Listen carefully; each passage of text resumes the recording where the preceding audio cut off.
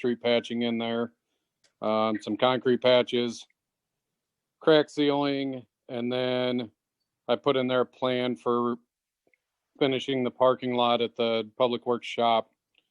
It would take about $10,000 a year for the next 5 years to get that complete. Whoops. So about 18 pages back, you'll see a plan for doing that. We have in this year a replacement of a truck. That's in our replacement program. A big chunk of that comes out of roads and streets, general fund and road use. Does anybody have any questions on the road use? I'm trying to figure out where to look for, first of all.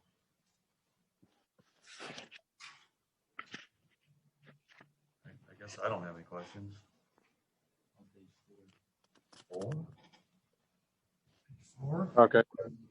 I don't have any major street work called out as like last year we had East Orange as one of our projects with the water main work and that stuff over there. That's going to keep us awfully busy in that area. So I kind of kept it to mostly patches and maintenance stuff until we see how the water main projects go. It's not that we won't be doing any work. It's just that it's not as big of projects. It'll be patches and multiple projects around there. So then we got the water fund. There's not a huge difference in, let me go back a little on the roads and streets general fund. We did put money in the general fund roads and streets to do the Peden work, cleaning up that dirt down at his shop. So that would come out of the general fund roads and streets currently. But that's that. So then the water, like I said, there's not a whole lot of a change there. The big one is the radio reads and meter replacements that we do. That's usually in the $20,000 range. We'll do 80 or so meters. About half of those are usually in new homes or have been for the last 3 years or so. Aside from that, we put in for the north loop of the Greenview water main to try to get that. That was one of the priorities in the goal setting, so we put that in there. How much of that north loop, or how many feet are you wanting to do? I think it's right around 9. I can't remember. I think it's right around 950. It might be 1,000. It's basically from the intersection at each end all the way around to the other end on the north side. Does anybody have any questions on that?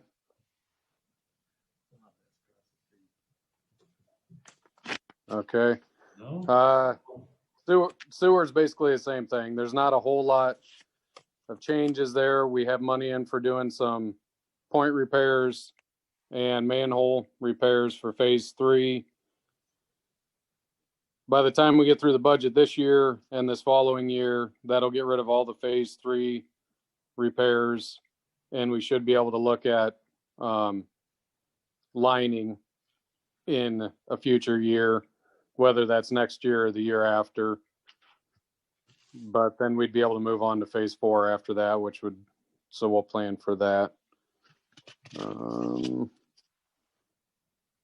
That's what I got for sewer. Anybody have any questions on that one? Yeah. That's a question. Yeah. Sure. So on the roads, you have $70,000 for a water main installation on Greenview North Loop. Yep. Shouldn't that be underwater? Well, so what I have is we put all the projects. I had all the projects in one grouping together. And that ended up, trying to think which page you're on. Page 11. I pretty much, when I got to, so I have each one broke out separate, the water, streets, sewer. But then when you get to that page, that has all of our projects, just so you can see them all together. The other pages have them separated that are,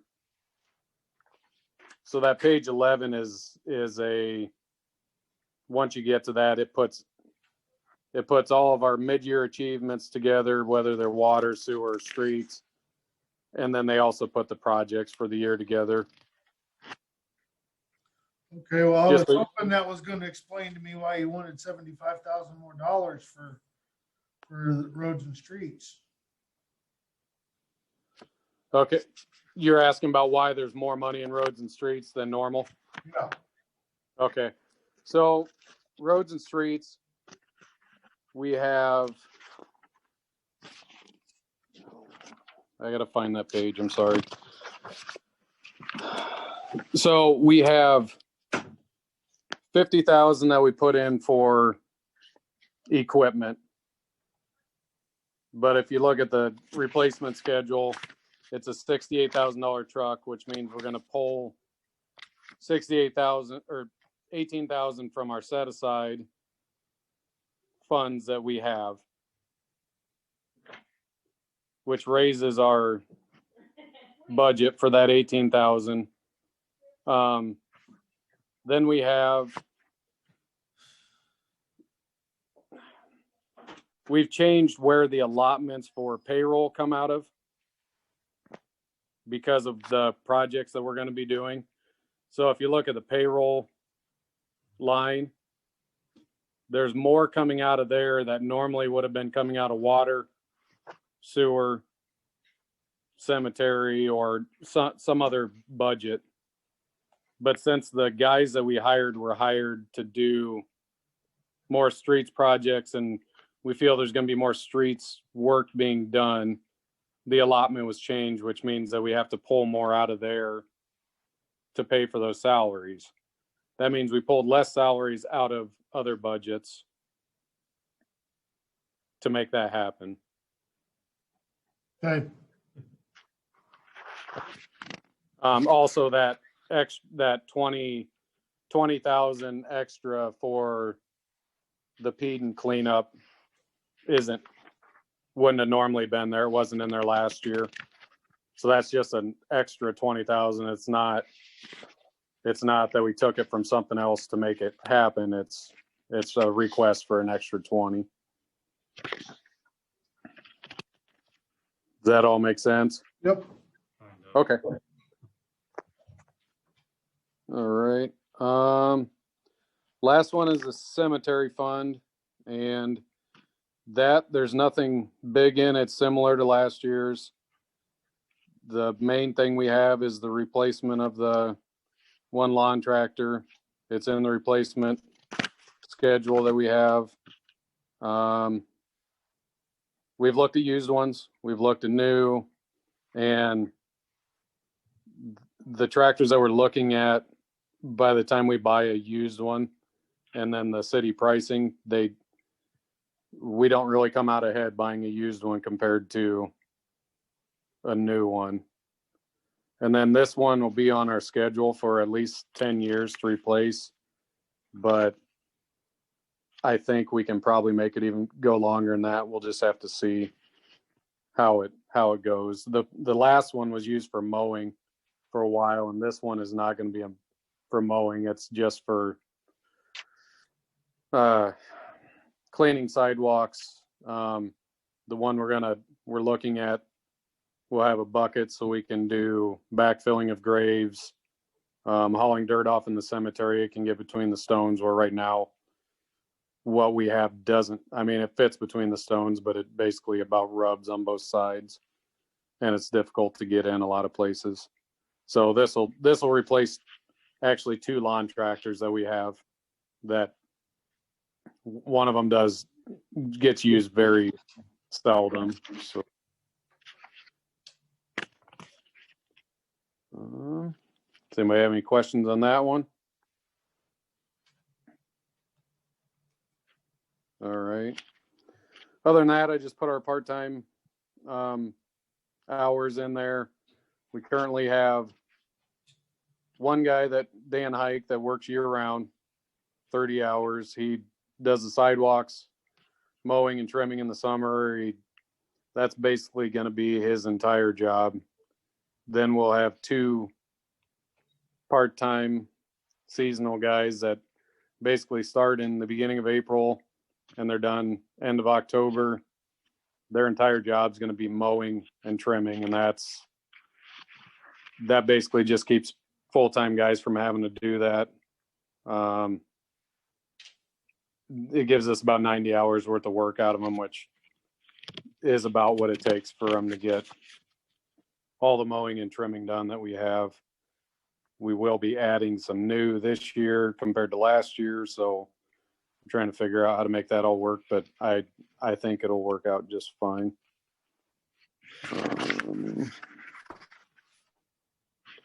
Aside from that, I put in a chart just explaining our overtime, what we use it for, what I use mine for, and where I'm at. I mean, you guys put me on salary, and I get my overtime hours that you guys are paying me for every year, plus plenty more. So the other guys I try to keep within that. They've previously been under that 208, and we're just moving that up a little bit because it just, with the work we have in the weekends, any emergency things, it's just, that's what it takes to get the work done with what we have.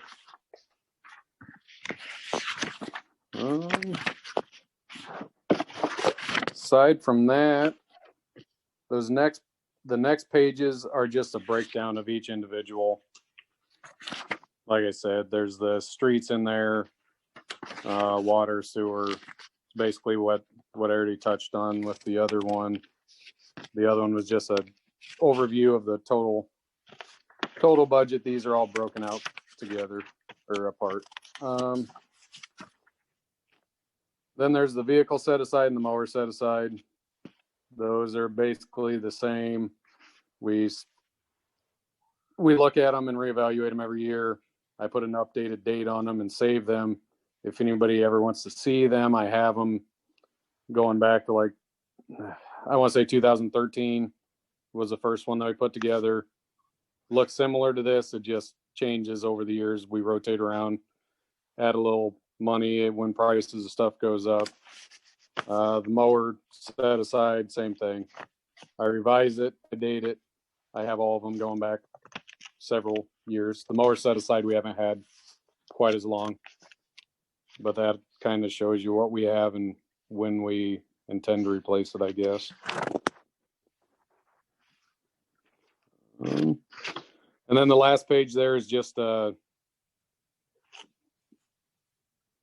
schedule of when we intend to, or how we want to do the parking lot at our shop. As long as it's approved every year, it's not the top priority by any means. It's something that can be taken out if we have other stuff that's ahead of it. It's just something that if we work on it every year, we could have that kind of cleaned up. The water coming down there will actually be redirected across our parking lot instead of to the east of our parking lot.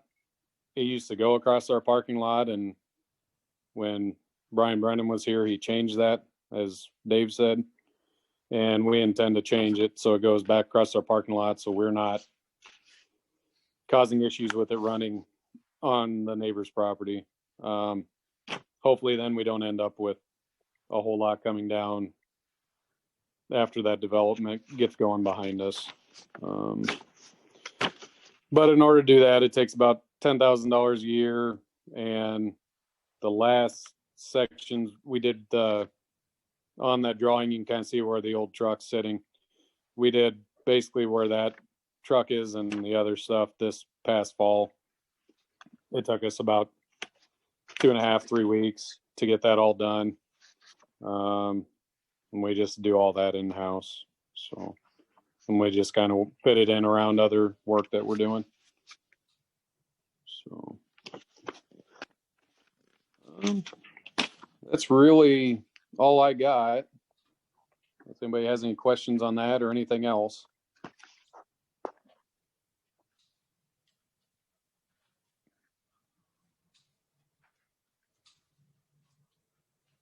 When I first looked at this, I had a hard time following. It took me a while to really understand. I'm not sure I understand it completely, but it's coming together. Which part?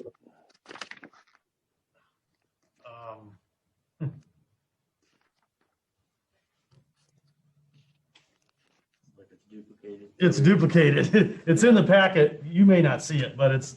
No, I do. I printed it off. I got it right in front of me. Yeah. I know it's duplicated. I gave Redmond each individual one, and then he wanted them all together. So they're all together so you could have them. Yeah. So the first part is just all of them put together so you could have them as one chunk. And then the second part is the exact same thing, just separated out. Yeah. It came together for me. I don't know why I had to tell you that. It's fine. No, it's fine. Okay. As far as the projects go, it's pretty much what we've been talking about for the past 6 months to a year. I don't know. I don't have any complaints or anybody, anything, comments? I applaud your effort to do our own concrete. I really think that saves us a ton of money in-house. So I think that's a noble thing to do, a noble effort, and you're getting pretty good at it. Well, I can tell you the guys work hard at it. We have a good crew of guys. I mean, I'm impressed by what they can do, and I kind of push them and maybe push them a little much sometimes, but honestly, the concrete work is one of the things that we can do that saves the city money, that we have the skills to do, the equipment to do, and the time to do, I guess. So good. So I guess we're trying to capitalize on that, and I don't know. I tend to push stuff a little far sometimes, so yeah. I just every once in a while they pull me back a little. but yeah, hopefully we can continue to do as much as possible in that area. Okay. Anybody, anything? Hearing no questions, Matt, I think that's all we need from you. So okay. Thank you very much. Yep. Thank you.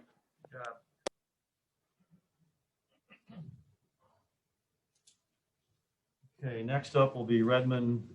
I don't know if Leslie and Gordon are gonna. Yeah, we're gonna kind of do it by committee. So yeah, it's gonna be a little tricky because I'm going to try and let Leslie take over, and she's going to walk you through this new utility building live, I believe. So I guess to the puppet master, Nick, maybe take me out of the control, I guess. Okay, I'm gonna try to see if you can share my screen. Okay, so you all know we've had the capability to, can you see my screen? There we go. not now, we just lost it. Oh, just lost it. I don't know why we have Matt on your screen though.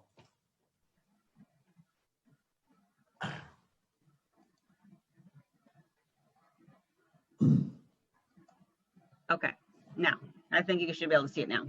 So for the last couple of years, we've been having the capabilities to allow our residents to pay their water bills online. How they do that is they just come to our website and they click on this button right here, and that would take them to a payment screen called GovPay, and they would put in their payment information, and then GovPay would process the payment and then send us a credit to our checking account. After we received the deposit into the bank account, I would then process all of those payments.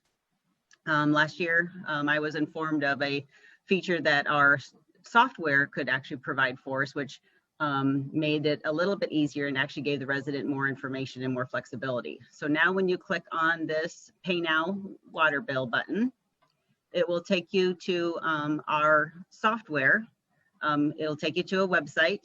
It says City of West Branch. You'll see our logo, so you know you're in the right spot.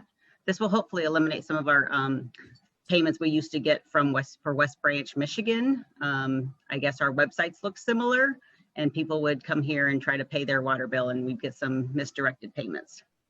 So anyway, so when you get to the website right here, you can simply just pay your water bill, or you can pay to register your pets and other fees. If they just want to pay their water bill, they would just click on the link, and they would go to here, and it's just called Quick Pay. And Quick Pay just offers them the ability to put in their account number, the last amount paid, and then they can pay their bill, and it walks them through the process. If they would like to utilize more of the features, which is they can set up alerts, set up payments, schedule payments to come out of their account at a certain time, which currently we can't do. They can do it through here. And then they would just click on to log in, and they would get an email from the software. The software would have them set up a username and a password, and then they could get in. So I'm going to show you what it looks like, because I have an account myself. What they will see, what looks a little bit different, and some of the information they can see on their account.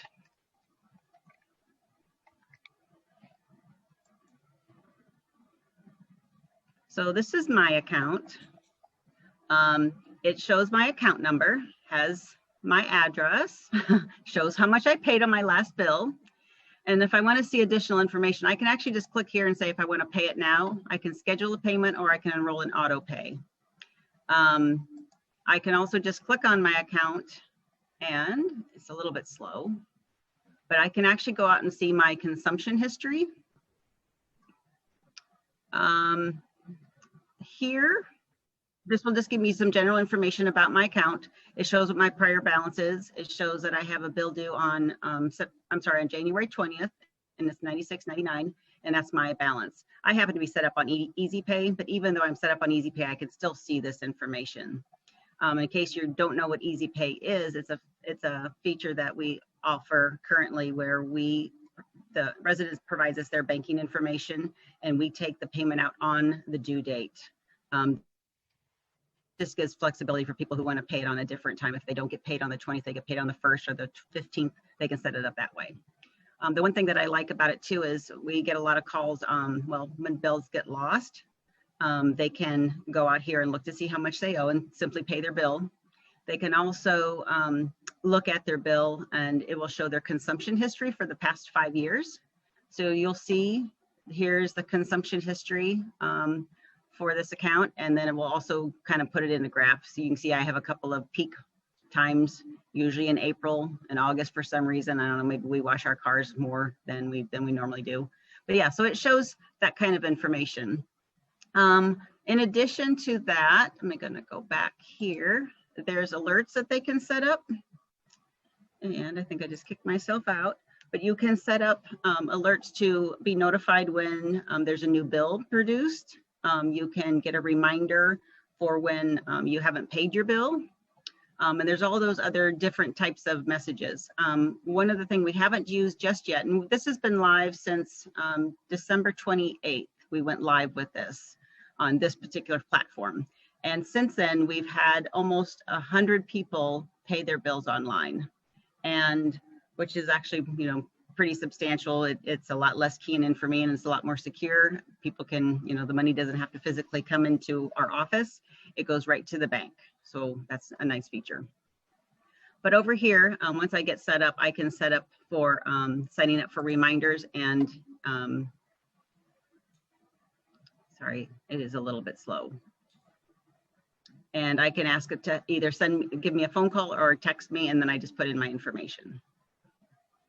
So I just wanted to share that with you. Again, it was a goal for FY21, so we can put a check mark on this.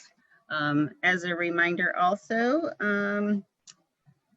this feature for setting it up was $800 for them to have this capability, and then we pay the vendor $576 a year for annual maintenance. And I think that's all I had for you today. Even though I'm on Easy Pay, I can pull this up. Yep, you just have to register for an account, and then you can look at this. And we haven't had anybody ask to come off of Easy Pay, but if somebody wanted to come off of Easy Pay because maybe they get paid on the 15th and the 20th isn't a good time, they can just let me know and I can turn off Easy Pay, and then you can set it that way. But yeah, like I said, I'm on Easy Pay and I set up an account and I set up some alerts because I was kind of trying to test it out myself.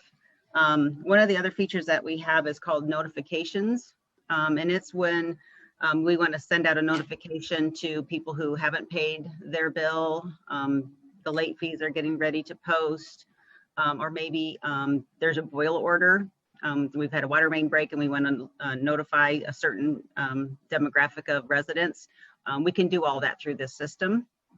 And when we send out emails, if they send up for email alerts, those are free. If they get a text message or a phone message, then there is a 10-cent per call fee that the city does pay. So we'll use those messages as we need to, but for the most part, they'll be low cost to us, but very beneficial. Right now, who's paying the $1.25 fee? The resident pays $1.25 for when they make their payment online.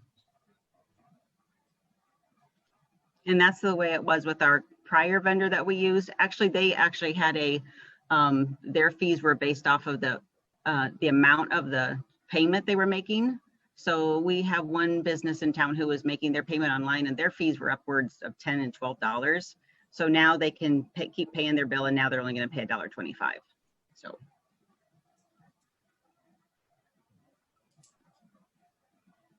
Okay, nice job. All right, thank you. Okay. Thank you, Leslie. I think someone has to let me in. Oh, okay, my bad. I'll stop sharing now. Someone has to let me back into the room, I guess. Nick or someone. Okay. Back into the matrix. Yeah, matrix. Okay, so now, this is nuts. I think I just got kicked out again.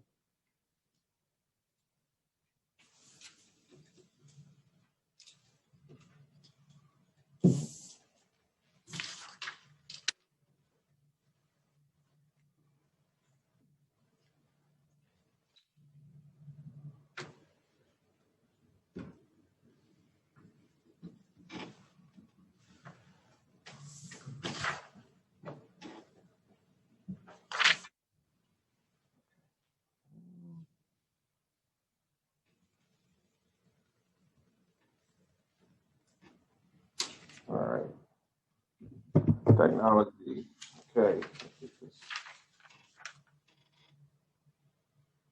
Now let me share.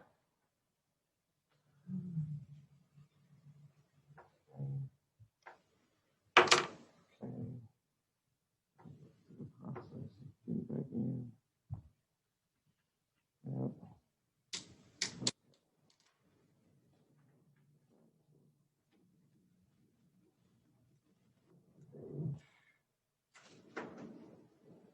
In there. All right. Well. Okay. So we wanted to spend some time on fund balance health, and I'm going to just talk real general. This was probably a presentation we did maybe 2 years ago, kind of just explaining the difference between the budget and the fund balance and how they interact with each other. Then Gordon's going to go through the details of our fund balance. in a report that he put together that we typically only see like once or twice a year during the annual finance report and year end. So we're going to be working on trying to glean that information a little bit more frequent during the year to kind of keep an idea on how our fund balance is doing. Hopefully you'll kind of understand there's a very fluctuating type of mechanism in our budget that relies on revenues coming in, and those revenues, I might as well get right into it, come in three different areas. There's revenues that come from our tax dollars, revenues that might come from financing a big bond package, interest, things of those nature, revenues that come from business activities like our enterprise funds, our water and sewer, those type of funds, even cemetery in some ways. So those things come in the fund balance, and depending on what times they come in and then the way that we're using our expenditures, which is pretty much dedicated in our budget, those funds go up and down. So we can have funds in our fund balance, but if the council doesn't plan a use for those funds, they stay in the fund balance. Only the things that are planned in the budget process do we really spend out of, unless we have to come back to council in some form of a business, a budget amendment of some sort of some transfer that has to get approved by council. So what we've been spending a lot of our time on managing the budget process. And I would say the reason why we haven't gotten too far out of whack is because we've been living within that budget process. I don't necessarily say the middle there, that fund balance area, that we've always had the best handle on. So, and how's that work? Well, if we know it, and we've been having great assessed values, and we know what our growth is, and we use growth to pay for growth, and we stay within that frame point, we don't tend to see ourselves go over and then have to have an effect on the fund balance, bailing us out by paying for things in our budget that we didn't have enough revenues to cover. So, but as we move forward and we got these big projects, we really need to kind of get a handle on what that fund balance and how strong it is. So that's where I've been kind of ringing the bell on having some type of fund balance reserve. So one, keeping an ongoing heartbeat on our fund balance, because we would create basically a policy that would guide using or dipping into fund balance and keeping a certain type of percentage for things a lot of people would have in their budgets, rainy day funds. That's essentially what they're kind of talking about, having those type of funds that would really be last resort usage if there was some type of situation that came up. But also in the fund balance, you have other designations. And there's many words to describe those various designations, and sometimes they are confusing, even amongst staff, because some organizations use different terms to describe similar uses. There may be some nuances that are different between those uses. That even comes to fruition with the state auditors versus the state treasury. So there's, and then city administration might have all different words to describe, but typically you'll see words like uncommitted, non-spendable, proprietary, assigned, unassigned, encumbered, obligated, reserved. So all of those have different kind of nuances to them. Some of them based in state code, and some of them are imposed by like the local board or local policymakers like yourself. So this is just kind of a visual of everything. Kind of depends on the fund balance. So if money is not in the fund balance, even though we might be anticipating money coming in, this is where we kind of talk about cash flow issues and things of that nature when we're uncertain if the fund balance is going to meet, even though we have budgeted items that we know overall will get there. But will they get there in the month of June, or will they get there in the month of October? Those are the things that sometimes make us concerned, and those things that get voiced, like, do we have the money, and those kind of comments are made. It's really that we anticipate we will have the money, just may not have hit the accounts at the time. And when we have big projects, like say I-80 utility relocation, when we know we're going to get reimbursed by the Department of Transportation, but it might dwindle our funds on our fund balance to the point that maybe we might not be able to have enough for payroll, even though we know we're going to get reimbursed by the state in a certain period of time. The money will be there, but it's got to be there when we actually need to make payments on bills and things of that nature. So that's where the tricky part comes in, and making sure that fund balance is strong enough to handle the ebb and flows of operating business. With that being said, there's been a clerk's report that Gordon puts out pretty frequently, that we've kind of changed a little bit for the meaning of this discussion, to kind of show these funds and the various designations behind those funds. And I'll give it to Gordon to kind of walk through some of those distinctions and some of the characteristics of some of those funds. Thank you, Redmond.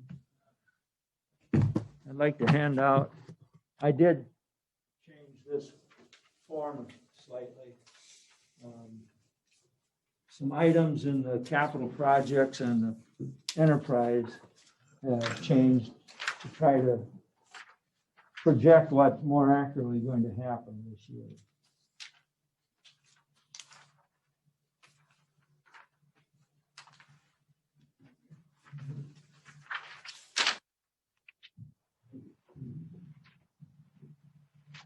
What a clerk's balance report is basically a snapshot of what our bank account is by fund.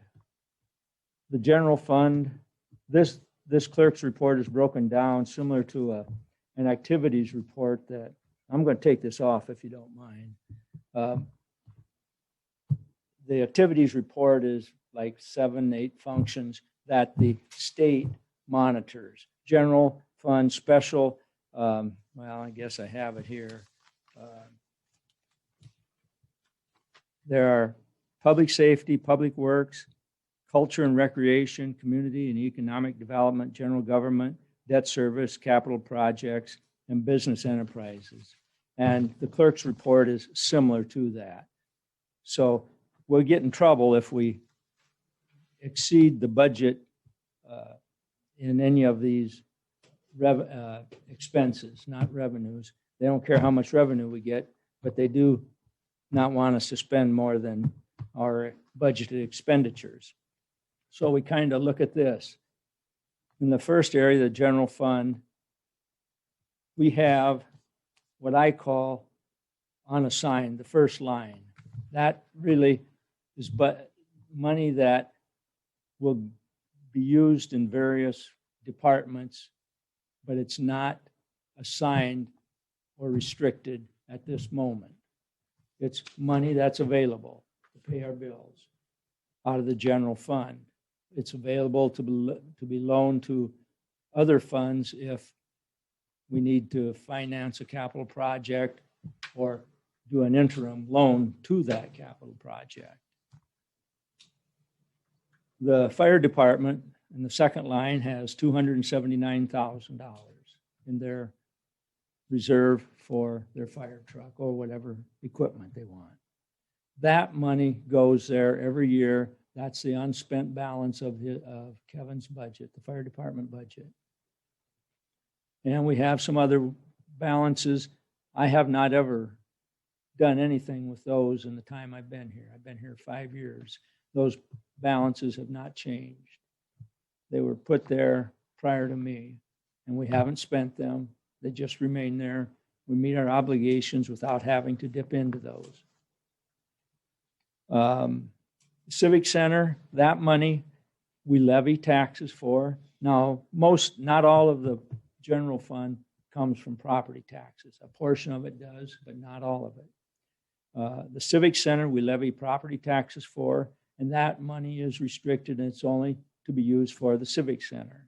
The same way for the library, we levy money for the library, but it's not designated at the library on our, if you recall that budget certification sheet we look at, the library is not listed. It comes out of our 810 levy. That's the first levy on that sheet. The tort liability is something that's insurance, and we levy taxes for that. Down in the next group, special revenue, road use tax is a per capita tax on fuel paid by the state to the city. And it's restricted. We can only use it for roads and streets. We can't use it for whatever we might want to. And the balance here in the first column is what our balance was at the end of December. Then we can go through after, I guess, we can go through it as we talk about each line item. The second column, I took the remaining budget balance as of December 31. These are our remaining balances in the general fund or the road use tax, whatever it is, whatever those funds are. That's what remains. Now, we may get more than that in revenue, but that's what we have budgeted remaining in those line items. And the third column, remaining revenue, is our remaining revenue that we had budgeted. Question. Yes, So the second column is remaining monies to be spent. correct. That's budgeted 218,000. money. That's Third budgeted. column is projected revenue from per Yes. capita road use tax. Yep, yeah, that's correct. Our road use tax has been running a little higher, so we show we're budgeted to get 136,000. We may get a little over 150,000 at the current level. Trust and agency, that's a levy for property, on property taxes for paying benefits to the employees.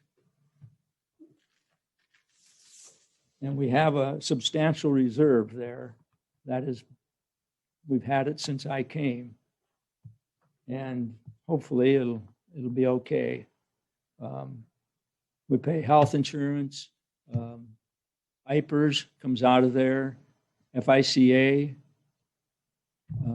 medical insurance, our accidental death and dismemberment, the short-term and long-term disability. That all comes out of trust and agency.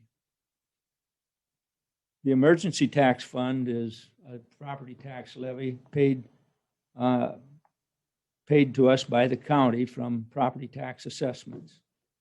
And we budgeted 38,000 this year, and we'll probably get that. We received about 18,000 or 22,000 of that already, according to this. Local option sales tax, that's our sales tax we received from both Johnson and Cedar County. That's the 1% sales tax. And that is restricted to be paid only for park purposes. The emergency is not restricted in the term that we just transfer to the general fund, and then we can use it wherever the council wishes. That, I have a question. The local option sales tax, is that determined by the council resolution? No, that was a vote by the public. they voted for 10 years, I think, that they would levy that or have that tax on sales, and it would go only to park services. If you remember when they had the parks vote, there was two different things you had to vote on. Yeah, yeah. One of them was using lost to pay for the Yeah. park, and the other one was to get the loan to borrow the money. Both of them had to pass, or none of them passed. So there's about 6 years left on that then, probably. Because Five 2015, years. 2015, I think it was Passed passed that. in 2015, and sometime, I think, in 2025, it expires. But it can be voted on again, whatever the council wants to designate it to be used for. Because before that, it was used for the fire station, wasn't it? I think that's what I heard, yes. Does that have to be voted on by the community? Yes, Okay. yes. it has to have a specific purpose. Yeah, You have to they, label a purpose for it. the TIF line, that is what we, in December, we request the state to designate so much that's going to come back to us for our TIF levy. And that is what goes into this line. Most of that is transferred to the debt service line below and used to pay our interest and bond payments. Although some of it is paid to Casey's, and in the future it'll be paid to Little Lights and whomever else. The revolving loan fund, that has not been used for about 3 years. That was, when I came, they were working on repairing sidewalks downtown, and it was used to finance that. And then the property owners, local property owners, would pay back the city. And we haven't had any sidewalk improvement projects for about 3 years, so we haven't used the money. The money is in our bank account. It's not doing anything, but it's not hurting us. The debt Did we service, loan the Quilton joint some of that? we offered to, but they did not take it. Okay. That's correct. We offered that to them. The debt service, that's basically our interest and bond payment that we're going to make. We do make interest payments the 1st of December. And again, basically the 1st of June, the end of May, we make an interest and a bond payment, principal payment at that time. And we've got most of that. There are a lot of that 854,000 where it says revenue. A lot of that money will come out of TIF and local option sales tax. It'll be transferred. We'll also transfer some money from water and sewer to that. And then we will also receive more money from the county for debt assessment. So we've got a $930,000 payment to make. And Pretty close, yes. when did you say? It's the end of May, 1st of June. Yes, sir?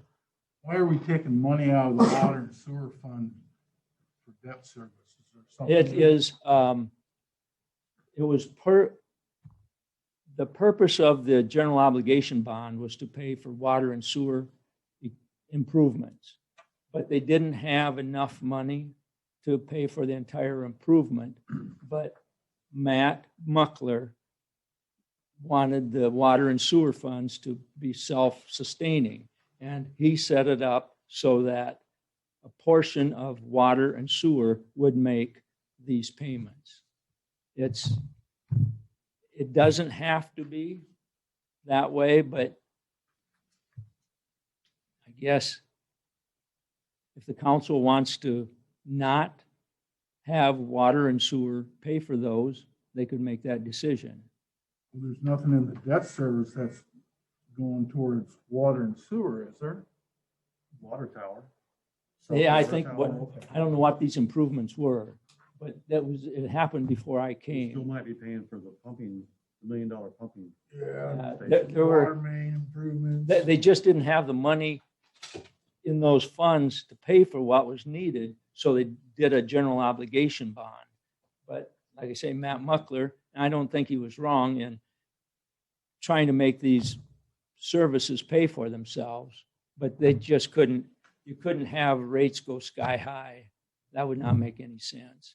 And so the entire community is paying for.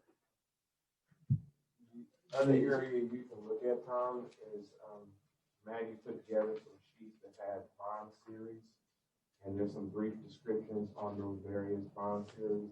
Some of those bond series are directly related to the water and sewer. Yeah, we do have SRF funds also. And those funds are basically all water. There's a, down here, we'll get to a water sinking fund. That is another, those are SRF bonds. Under capital projects, those are the balances in the first column that we had as of the end of December. In the expense, those are what the 43,000 is budgeted expenditure. I didn't do anything with that. But down in 323, I-80 West, water main relocation, and wastewater treatment facility, those are kind of unknown as to how much we're actually going to pay in the next 6 months, because we pay V&K design fees right now, and I think we're just getting into the point where they're going to be pretty substantial. I'm hoping we transferred $80,000 in December, and I'm hoping we can transfer another $90,000 before June 30th, and that will cover us for the remainder of this fiscal year. I'm hoping. Those are design fees for the wastewater treatment facility.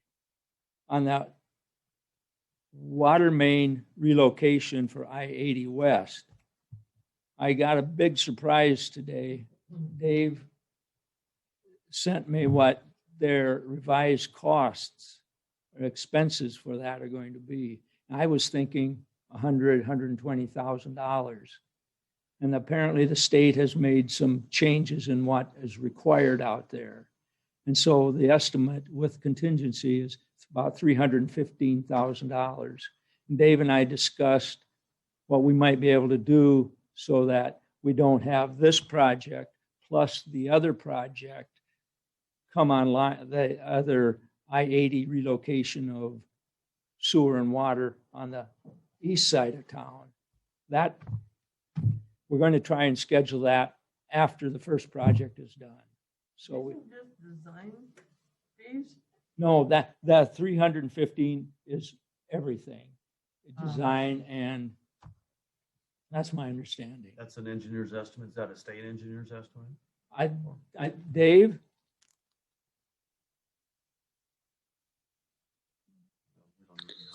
That's our construction cost estimate that is put together. We bid the project not with DOT format, but with our standard format. So that's based on recent costs for other projects of similar nature. Best guess of what it's going to take to construct that. Thank you, Dave.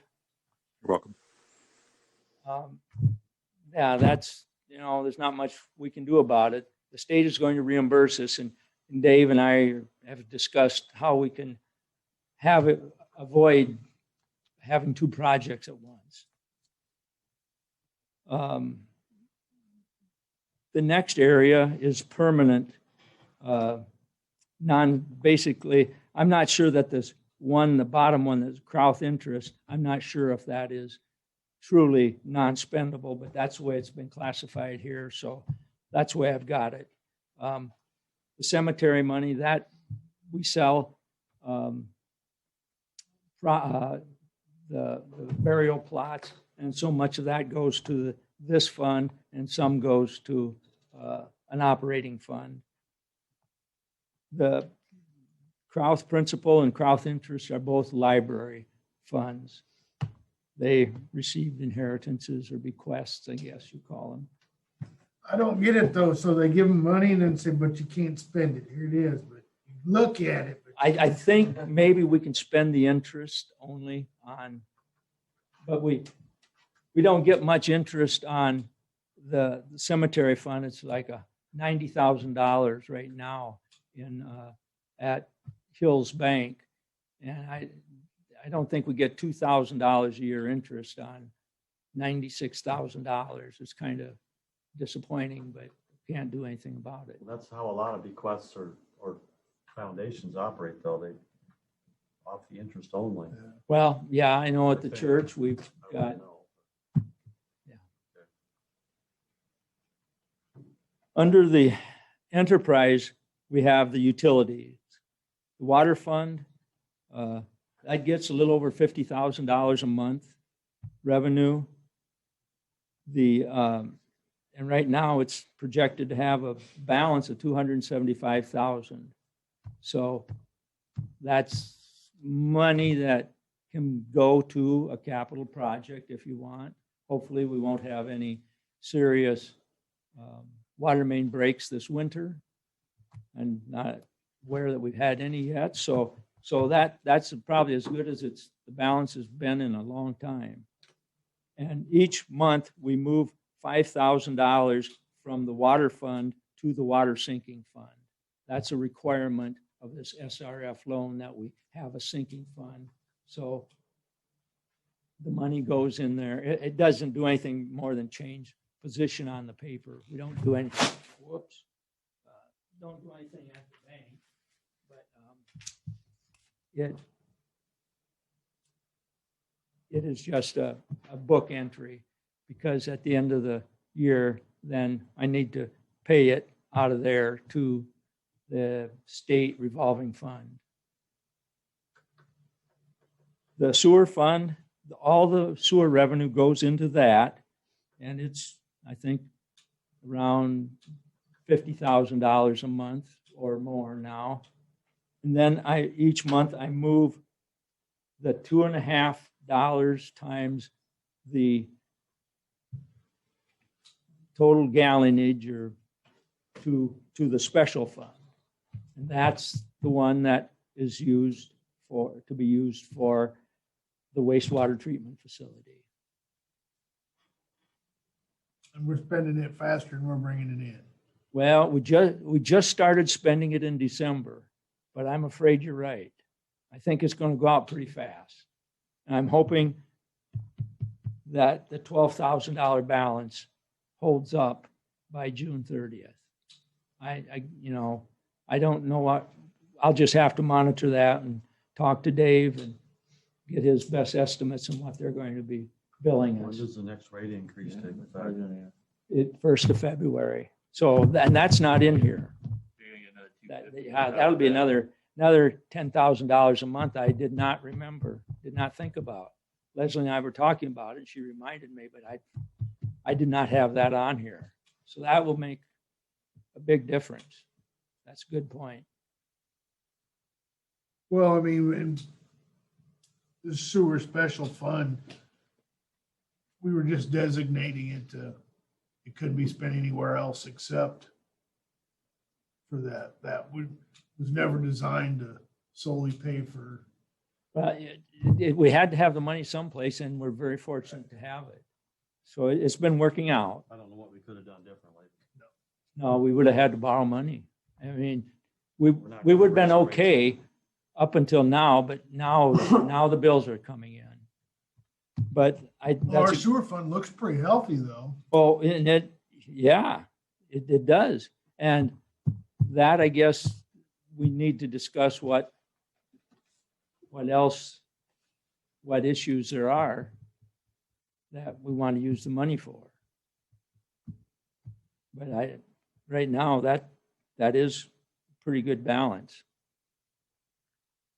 But then again, we have possible repairs this winter.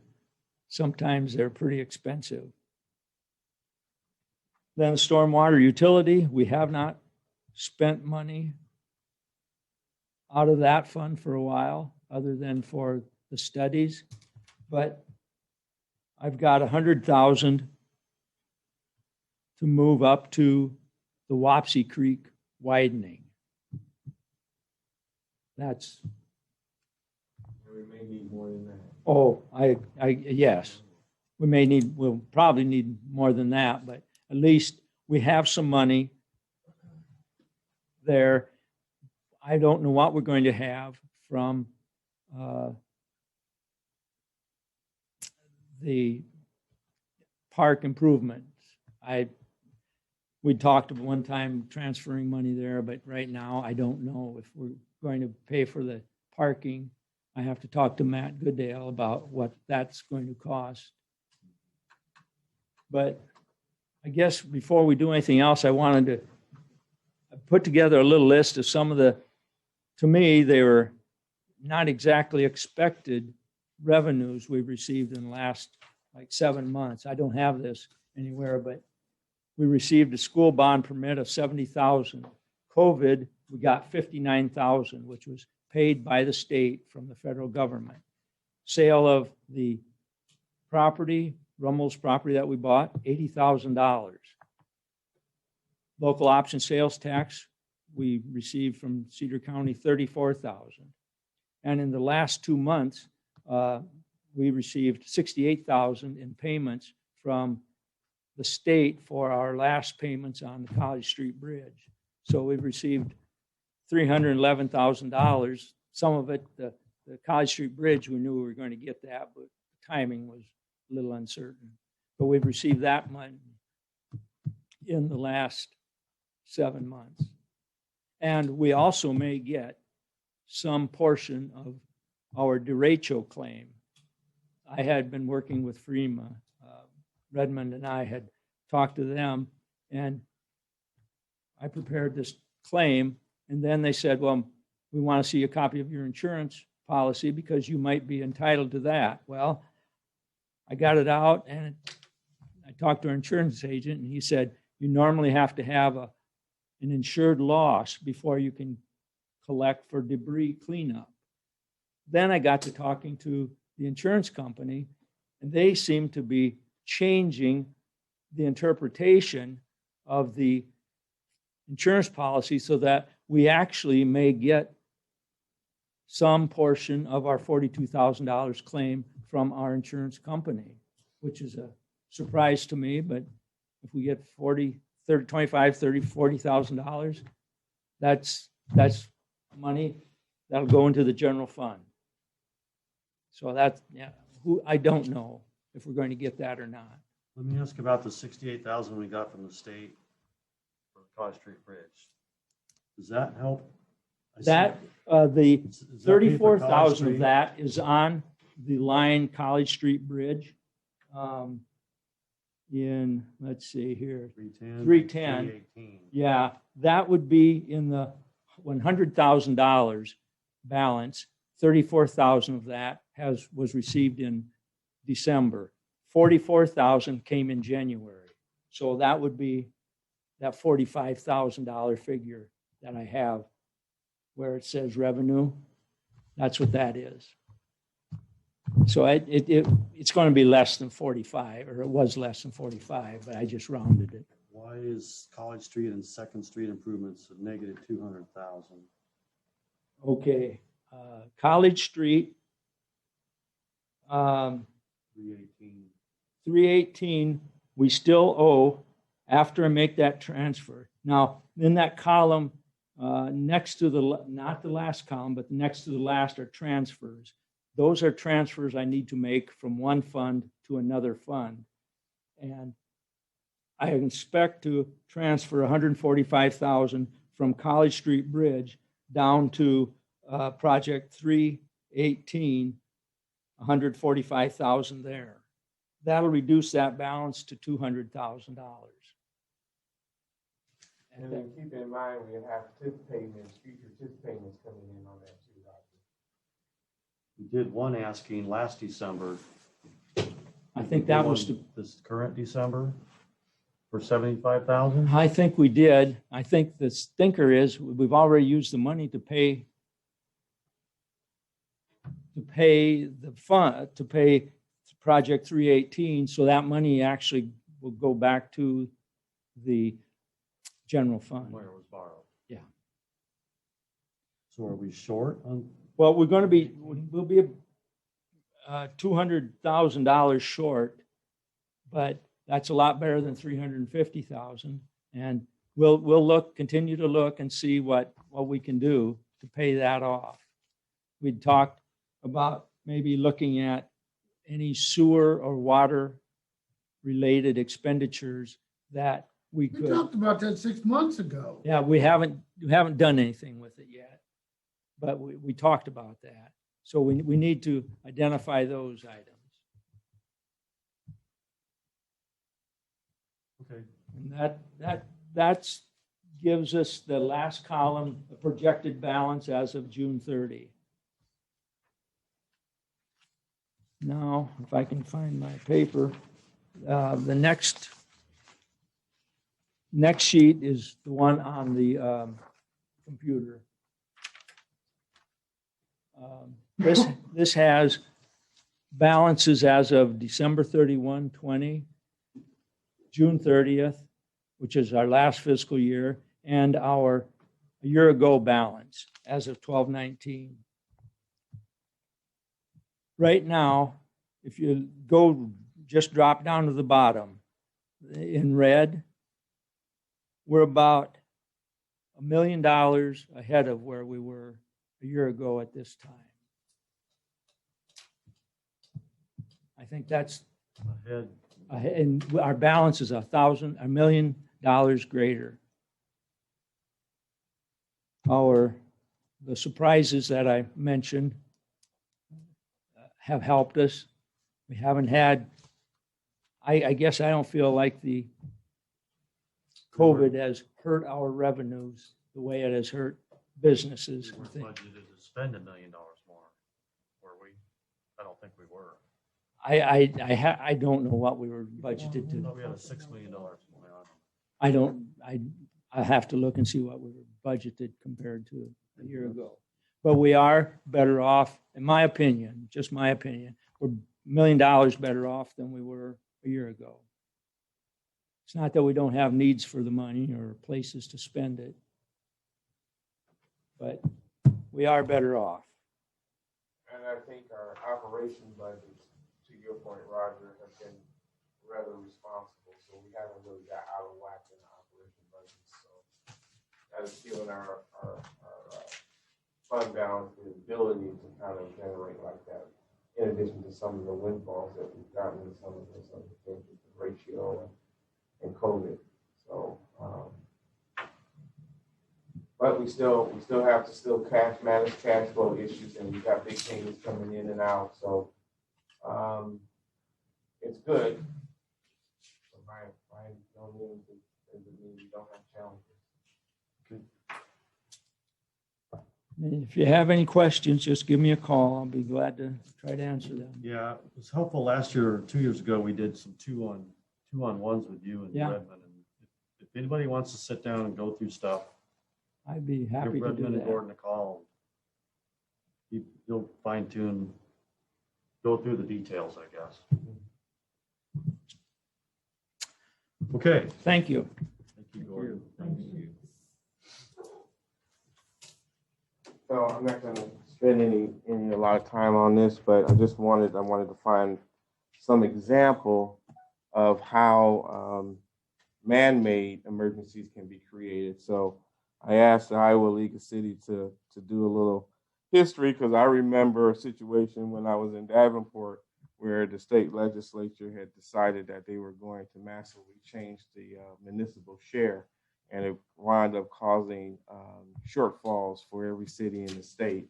And for us, it was mid-year, and we were really close to laying off employees, but we really decided that we weren't going to do that, and we had to sell off public land to make ends meet in that budget. So most of that was parking lots, which wasn't so bad to get rid of, but we did have a park that we had to sell. And people didn't like that. So that's a real life situation, and I asked Mickey Shields to kind of provide that, and I just wanted to revisit our fund balance discussion, just put that on there. It did have a couple votes in our last goal session, so we'll spend some time talking about it. I didn't want to do it now. I just wanted to kind of show you the applications on what the impact could be. So,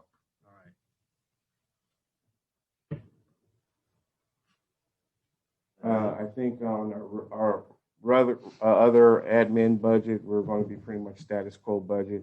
We did, and we'll talk a little bit more about it on the non-salary expenditures discussion on the agenda. But pretty much, we're going to make a little room in our existing budget this current fiscal year because we got some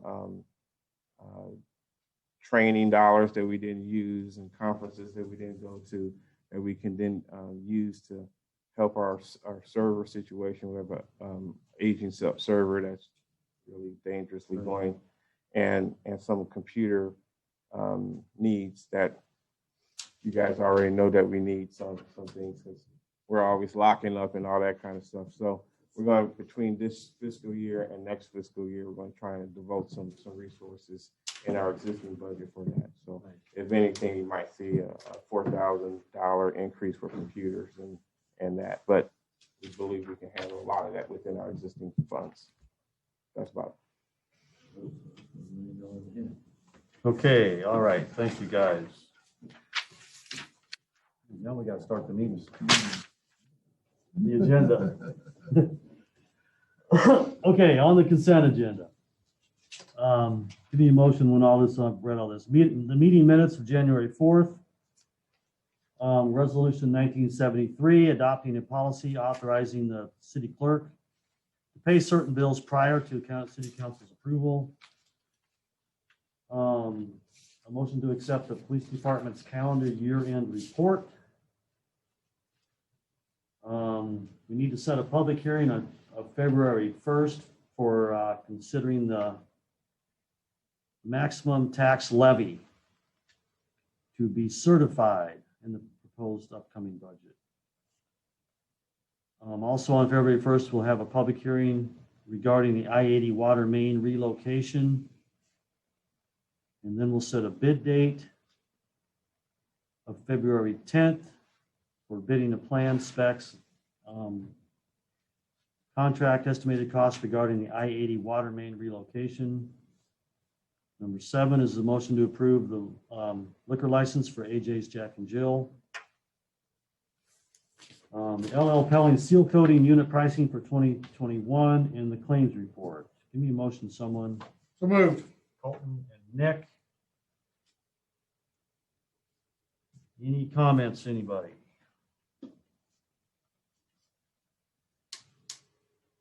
Okay. Boeing keeps doubling their prices every year. Pelling? Who? Didn't it double this year?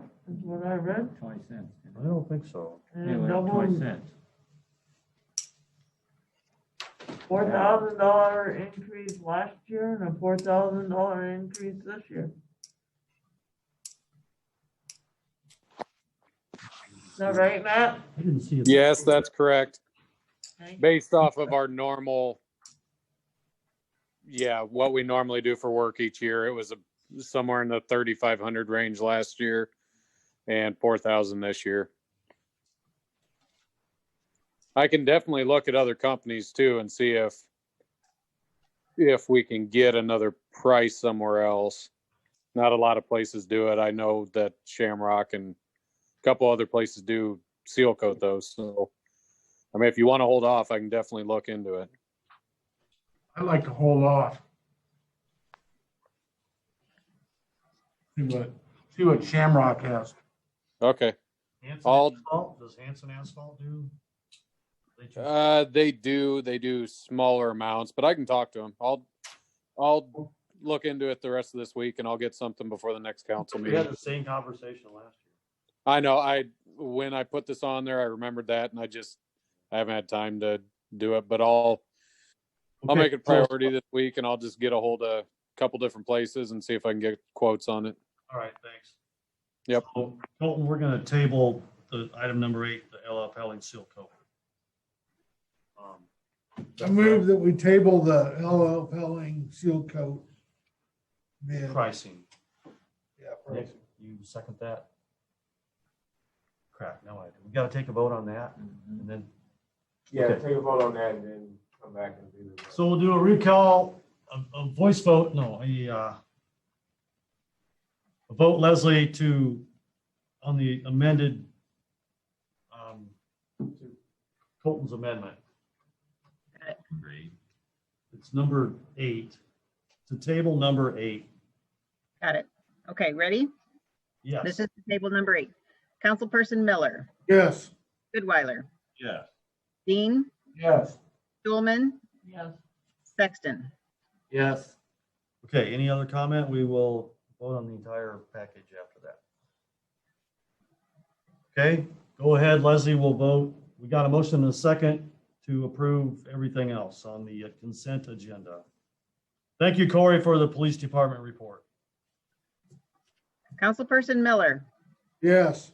Goodweiler. Yes. Sexton, Yes. Schulman, Yes. Dean. Yes. Just one thing about that number 8 is all we were doing was approving their pricing. We weren't saying we had to do business with them. I mean, There's a contract here. a contract, we would do it for that price. Yeah, it's not actually saying we'll do any work with them. It's just saying we'll accept their price. The other thing is I can go back to them too if I'm going to get prices from other companies and see if they can do us a little better than what they are. Yeah. Sharpen their pencil. Yeah. Okay, we're gonna move on. The non-consent agenda, resolution 1974. Amending the recreation facility, park and sports field use and fee policy. Any motion, someone? Second is Nick. We talked about this last time, gave our general consensus of a yes. Any other discussion? I have, Go ahead. at one point I thought that, I didn't look at this again in detail like I did last time. the pricing for outer towners to use our ball diamonds, to me, seems to be on the low side. Most of those are gonna be in a tournament of some sort, I would assume. And more than likely, they're gonna generate some entry fee money. And my fear is that they may be taking away diamond space that our locals would use. Maybe I'm all wrong on this, but maybe Melissa. So I can answer a little bit. I think she has a plan for that. Go ahead, Melissa. So I always give the locals first choice. And so the locals have had the information and they kind of always get the first, oh, that's a big picture of me. Yikes. So they always get the first options. Last year it wasn't an issue and I don't see it as an issue this year. If it becomes a problem, then we can always readjust it. But right now I have the bulk of the reservations we have are for actually Friday night. And then we have one weekend tournament and then one local weekend tournament. So I don't see it as a huge problem. And the fees are they're a little bit more than they were last year, but I don't want to outprice us either. Because we're right in line there with like West Liberty, and we get a lot of overflow from West Liberty. So, and since we're also doing our own concession stands, we're making money. I mean, we could bump it up a little bit if you wanted, but I think it's really. And outer towners should be paying more than, I don't know, what is it? You looking at the $10 and the $15? No, I'm looking at 25, They are paying more. paying $50 more for one diamond and $100, or yeah, 50 and for 2 diamonds, they're paying $50 more, and they're paying $75 more for 3 diamonds. I guess you come into our town and using our facilities and getting by with almost what our own residents are having to pay. That seems pretty cheap to me. I don't know. We're also giving our own residents free practice time. Yeah. Um, I'm not saying anything about our fees for our locals. I'm talking about somebody wants to, out of town, comes in town and wants to rent our diamonds.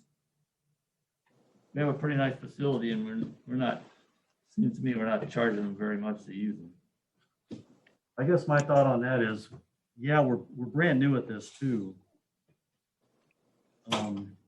Let them see what we got and then get them up again next year. So, yeah, we did a comparison with other communities, and we're still a little bit lower than Iowa City or North Liberty or Coralville, but we're right in line there with the smaller towns. And I don't necessarily want to bring in the big tournaments. I'm looking for more the mid-range tournaments. So this kind of covers that. I mean, like I said, we're bumping it up from last year a little bit. And if we need to bump it up again next year, you know, if we get a lot of demand, then, and we see we need to bump it up, then I think we can do that. And I'd also be curious, like last year we had quite a bit of interest, and I'm also curious what this year will bring when all the fields are open. Last year, Iowa City wasn't allowing tournaments, so we had a lot of overflow. This year they are going to allow tournaments. So I don't want to get out of, I want to make sure we're still generating some tournament fees. Okay. It's got good reason. Any other discussion, comments? Okay, we got a motion and a second to approve the sports use fee policy. So go ahead, Leslie. Councilperson Dean, Yes. Goodweiler, Yes. Sexton, Yes. Miller, Yes. Coolman. Yes. Okay, item 2, merit pay proposal. Tom Dean has been working hard. I think he's met with most of us. Everyone.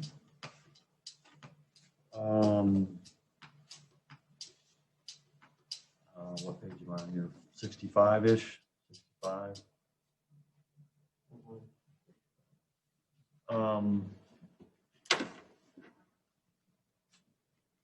What am I getting? I don't know what to say here. It's looks like a good plan to me.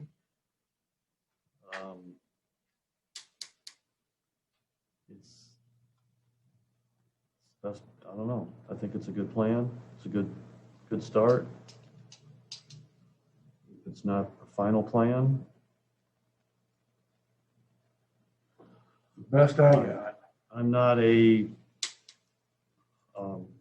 resource manager or human resources guy, so pretty much work for myself.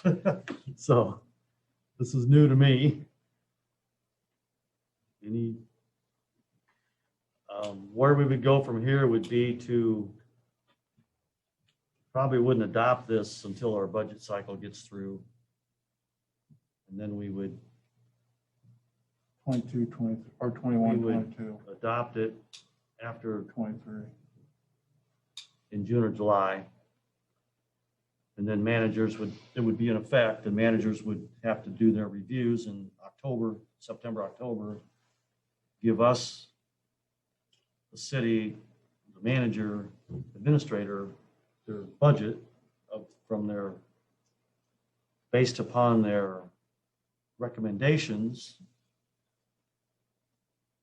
And that's how we make our next budget for 22, 20, 21, 22. Yeah, someone never started up, so Is that right? we're doing 21 to 22 now, and then it would be 22 to 23. Correct. Yes. So you're saying that the supervisors would evaluate their employees in September to give them a raise in July. That's correct. Seems like a long time. It's well on, a whole bunch can But change. that's the next fiscal year. We don't, the budget is set from October to June, through June. This coming October through, Then you get your review in May and get your raise in July, 2 months later. May is too late because we need to know what's going to be in the budget for the year ahead. Gordon, Roger, we don't necessarily have to have the exact amount of the increases for each person in the budget. But we can just say, all right, we can approve a budget for salaries and have that, whatever we set, So- doesn't mean that's going to be spent. in so its then we tell the entirety. managers what their new increase would be. I was going by the managers would tell us, but maybe what they're we need doing to tell now. the managers. Well, they've got to give us a rough idea of, you know, hey, I think I got 2 employees are gonna go up a step. I'm gonna need this much more, you know, maybe tentatively, you know. I just, my concern would be is if we budget X amount for salaries, but they don't have to spend it, is there going to be the self-control there not to just, ooh, free money? It'd only be budgeted for salaries. though. You Salaries couldn't use it only. For anything else. Yeah, it can't be used for, that's correct. This does not, well, there's COLA increase also. This is step increases, which would be pay increases. Based on performance. So the other, Everybody. There's would also get a that. guaranteed COLA increase, which we pretty much guarantee every year, which we determine, we'll talk about it later tonight. Not every employee would necessarily get a step increase No. either. No, Only on a review. correct. And maybe you get to a place where they get to the final step, there's no more increases unless they go up a level. That's right. Based on the city's need. Right. They may get to a hourly wage or a yearly wage So- or whatever. and I don't know how to go about this, to tell you the truth, whether we adopt. I guess we talked about not even adopting it. We're kind of stuck in the budget process now. So we weren't going to throw this into the mix this year. so We let didn't want me, it let in the me mix. just kind of clarify so we can kind of, so Tom's laid out the structure. So now we have it, we have the structure. There are some steps that we want to make sure, and those are kind of identified here in the background, just to make sure that positions are in the right levels and the right levels or have the right minimums and maximums. And all that's going to be based on surveys of communities our size and that. So it gives us time to do all that and then gear up our managers to be evaluating people appropriately in the right way. And there's a little training that comes with that. And then, like what Roger says, there is a little bit of lag based on budget and what we know, what we have to work with. Again, there's approach. We can say, we're going to do this number. We might wind up affecting a little bit out of fund balance, but this is the number we're going to do. Or the approach is we're going to work within our assessed growth and trying to manage within that budget format. Either way can be done. And essentially, when you look at what wages are in our over grand scheme of things, it's not going to hurt us. It's just what philosophy do we want to take on it moving forward with handling our merit, make sure this is our merit increases in addition to the COLA, which is the baseline. I don't know what the timing of who gets, do we tell the managers you got $5,000 to give your You employees? an don't tell them increase? anything. No. Or, The managers go through and they go, hey, you know what? John Doe here did a good job. He's exceeded the standards. I'm gonna bump him up a step. And he budgets it into his budget. Instead of making 40,000, he's gonna make 41,000 budgets it into. yeah, so Matt tonight had a salary number. he had a salary budget. I think he did. So he would roll that in next year at this time. But that goes back to the reviews are in October, November, September. They may not get that raise till July. Is that So, right? so hold on now. for the There's fiscal a- year. There's a percentage, right? I know you sat there and said that this box is no more percentage than this box, and you change the one number and everything changes and all that, right? So couldn't you conceivably just say, everybody's gonna go up a step, just budget that, we'll figure that. Everybody's gonna go up a step this year that's underneath me. If they don't, they don't. But then they don't have to spend it. It gets rolled backwards and everything's good. You don't even have to budget things. Mm-mm. You just, John Doe here did a really good job. My budgeted salaries are 160,000. John Doe did a really good job. I'm gonna bump him up a step of $1,000.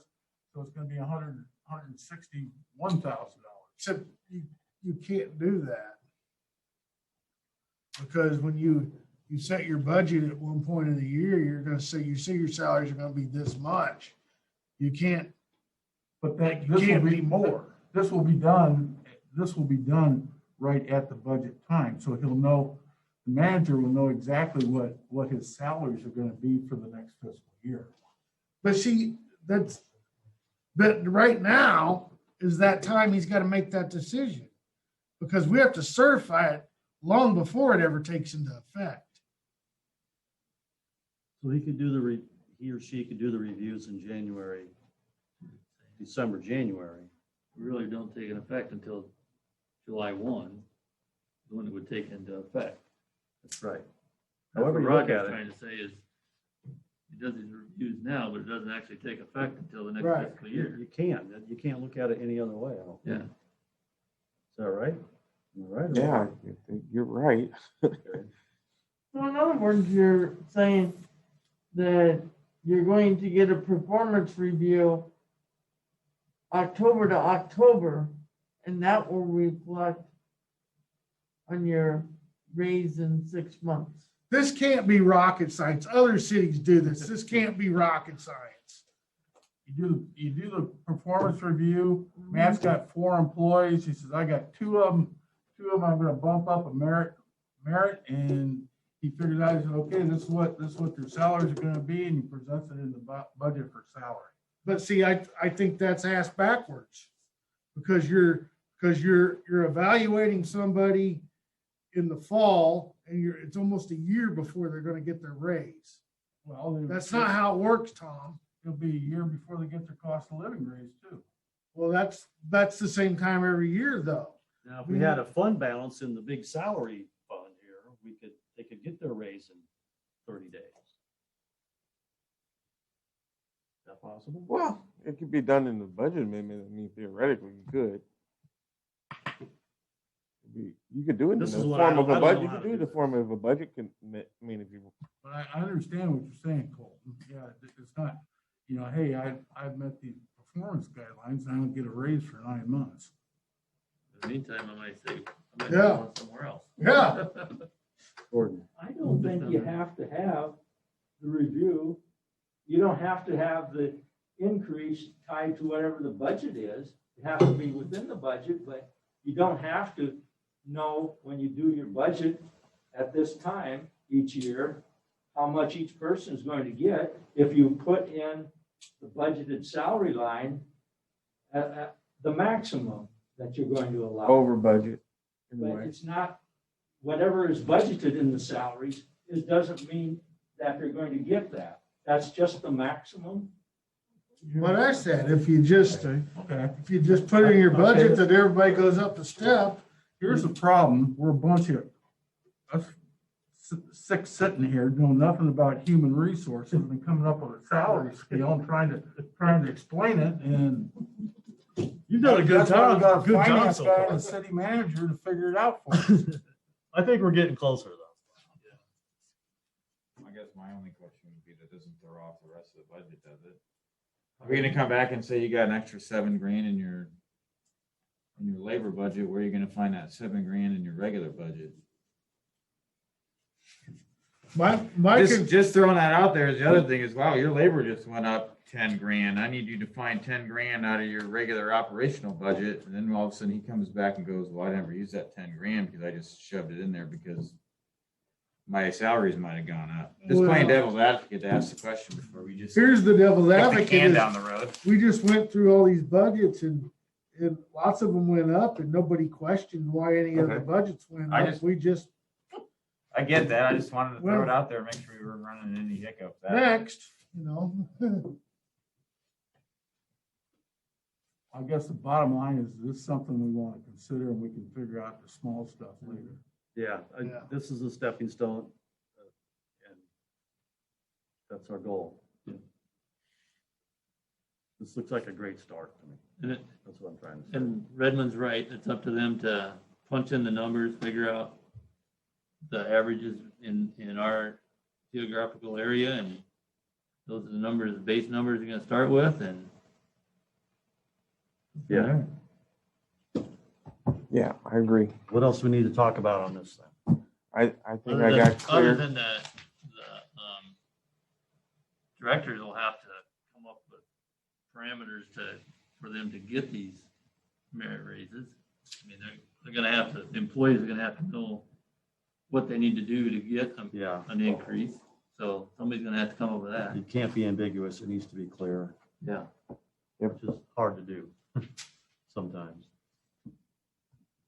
Okay, is that it on that subject? Yep. We're gonna have to do any We're moving. sort of equalization adjustments. Yeah, that's part of what I was talking about in the next 12 months, those activities there, which just competitive marketplace analysis. So that's the surveying, making sure that those numbers are right, examining the pay range. So at all levels.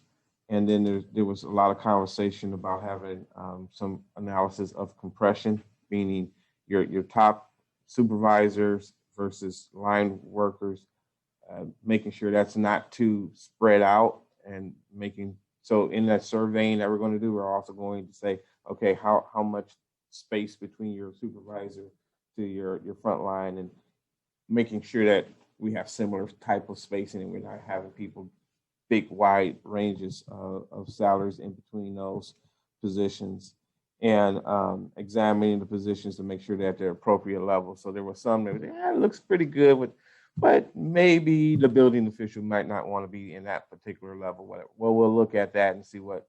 And so a lot of it goes right back to surveys and seeing what other cities are doing, and then having then overall performance evaluation training for supervisors. So we'll actually have that, and then giving some kind of layout so that you can go down and have one set format. We have various different forms. I use one different evaluation form.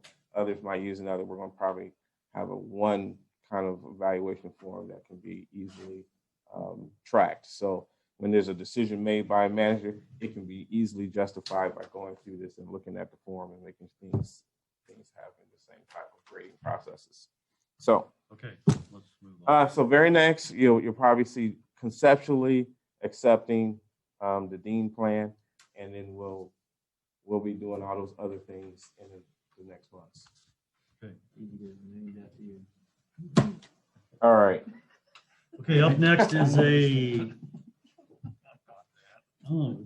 it's written here as a pay plan starting estimates, but I don't see how it's related to pay plan. Or this little survey. Yeah, and Down there, it's gonna say what percentage. Oh, there it is. I see it. That's right.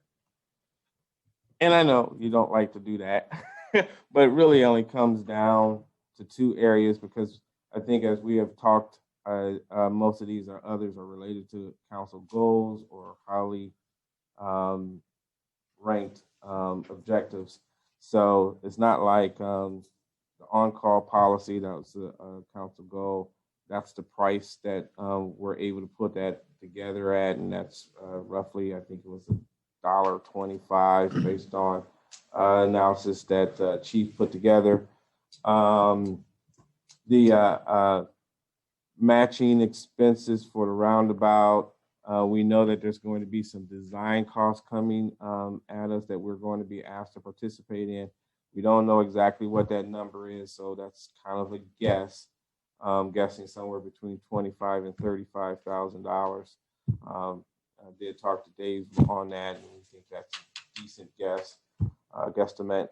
I think the soil mitigation, we might have, that's a conservative number. It might be more 20,000 versus 25,000.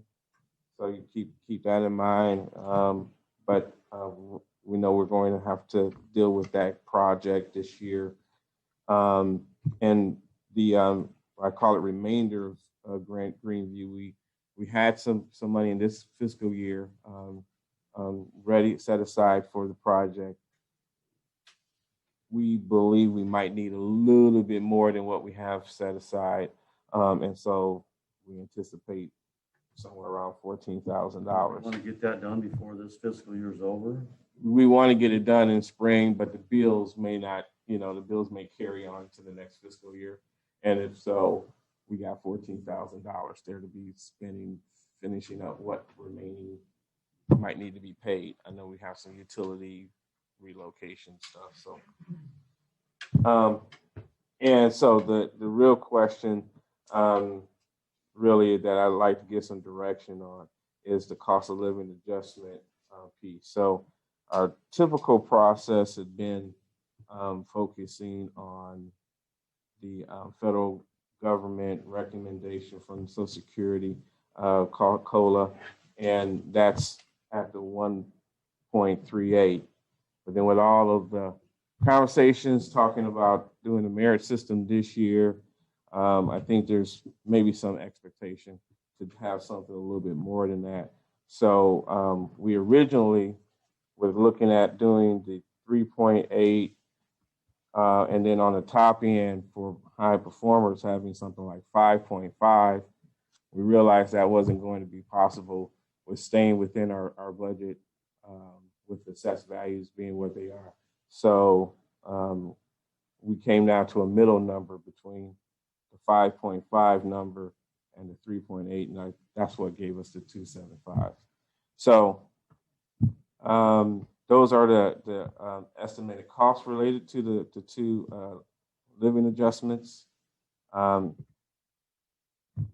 And based on the projects that are presented there, we think that could fit mostly within the anticipated growth. Obviously, if we pick everything on the high side, it'll be a little bit over the anticipated 95,000 by roughly 7,000, 8,000. So I wanted you to kind of see that. So if you can, particularly the stuff in the blue, those are the ones where I can really base the budget around that direction. That gives me some guidance to help. Or a consensus tonight, or do you want us to whatever you're comfortable with. come in and fill? But I know last time everybody didn't want to put that on the page and let anybody see it or whatever. But so you can, it's up to you guys, whatever you're comfortable with. But that helps me try and zoom in on. So the federal cost of living is 1.38, and you're proposing to give a 2.75. Yes. I'd say that 1.38 this year, and then you can work for that extra next year and get your merit raise. And that extra 12,000 will pay for the Greenview connection this year. 1.38 seems a little low to me. Well, I got Just a hair low. 1%. Pardon? I got a whopping 1%. You make too much money. I only work half time.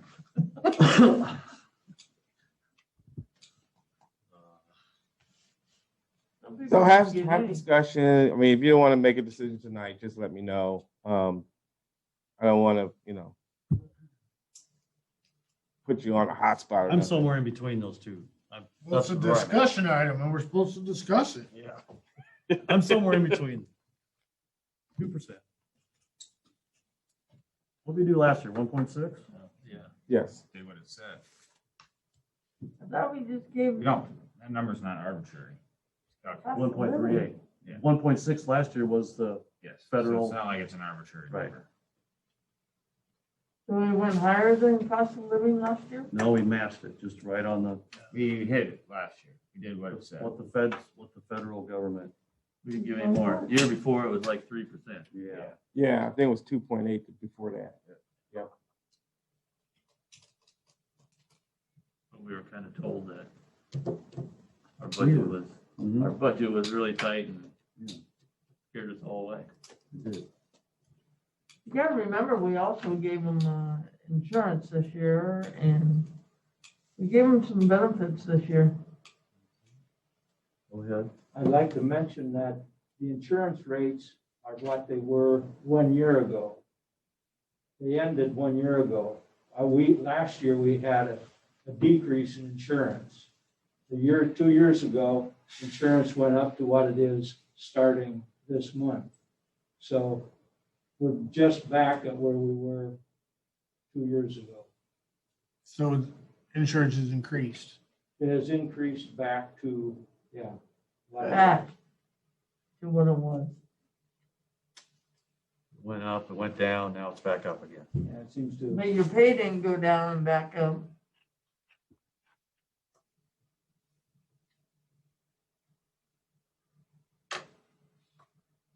Anybody? I offer guess another thought? I'm looking at the top numbers.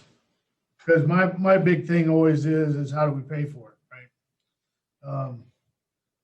It says our general fund is anticipated to grow at 95,000. We're anticipated to spend 102,000 more.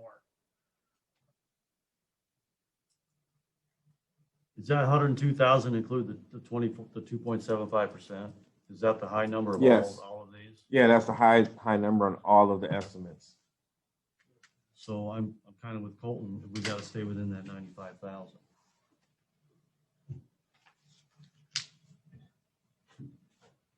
But there's some unknowns. We don't even know what we're going to spend on the roundabout.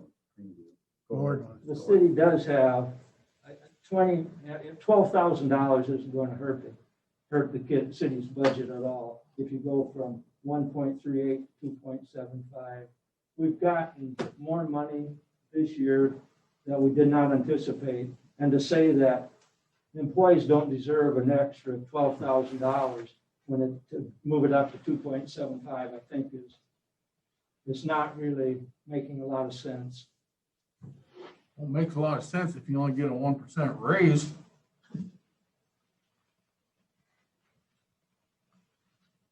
But I don't think you should say the city cannot afford it. I don't think you should say that at all. It's that you don't want to pay it. I think you have to say that.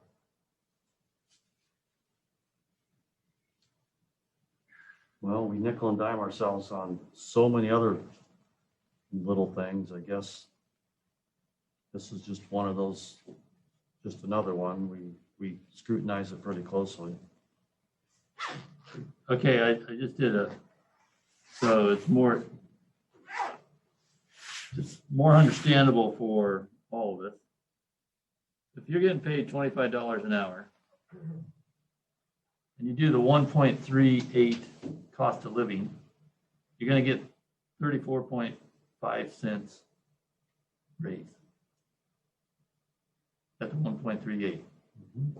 If you're making $25 an hour and you get the 2.75% increase, you're going to make 69 cents an hour. It's double. What I'm just trying to say is Almost double. giving somebody about a 50-cent raise if they're making 25 bucks an hour. So it might be easier to understand if you're a salary person that's making X amount of dollars in your own. 34 cents versus 69 cents. Right. That's what we're looking at. I guess I'm used to getting that quarter every year. Where I come from. If even that. We have we had a pay freeze. So Didn't get a raise last year. I'd have had a work freeze.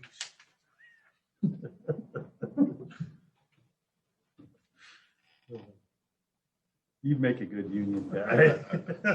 And where I come from, we're not even guaranteed a cost of living raise.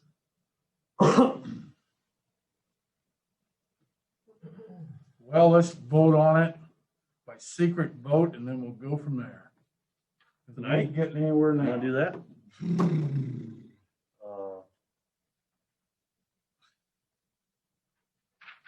I don't know Mark how, the sheet and give it to me at the end of the meeting. what's that? You can mark the sheet with your vote. Give it to me at the end of the meeting. I'll tally it up and. Let's give something to Redmond at the end of the I meeting. don't have a sheet. Oh, you don't have a sheet because it's on. Good point. Guess I can get you a sheet. Yeah, we none of us have the sheet. Yeah, it's true. Very true. Why don't you get us those? Yeah. We can carry on to something else and we'll. Leslie, can you spread out? I was just page gonna ask her to. 57? Please. I will do that. Thank you, Leslie. Can we move on to Five. something else while we come back to this? Yes. I mean, it's just a decision item. Just a so- discussion. Discuss, I mean, We yeah, discussed. discussion item. We discussed to fill it out privately. Yeah. I know. We're gonna move on to the next item and then we'll get those sheets and maybe we'll all hand them in before the end of before we leave the building. General Fund Department, non-salary expenditures. Departmental non-salary expenditures. So, this is what I was kind of talking about with some of our, our technological needs. Again, we believe we can deal with at least a server this fiscal year, and maybe with some of our other laptops and smaller computer needs. Talked a little bit with Nick, and he wasn't sure if he was going to be able to expand on what Marco came up with their analysis. But some of the security things, mostly are policy things that don't cost money, but there's some little things that do. There's some big things that cost a lot of money, but we're thinking of taking like an incremental approach and trying to tack away at some of our computer challenges a little bit a year. So really, that's really only I had to add on that. I know you talked to Nick. Is there anything else I'm missing on? Well, he thought that the server that was quoted by F&B was going to be adequate for our needs. Yeah, I And think I'd like that's. to go ahead and acquire it as soon as possible. Well, I'm all for giving us the tools we need to work to do your job. So just like the streets department and everybody else. So I support this. The only thing I have to add is, and I think you said something about it, is we paid somebody that's supposed to be going through our systems to see where the security flaws are and all that other stuff. And it would just make sense that, you know, we consulted them before we bought what we needed to make sure we're not gonna buy something that's not gonna work with something that they've They already set up. recommended the server, but it was 4 times the cost.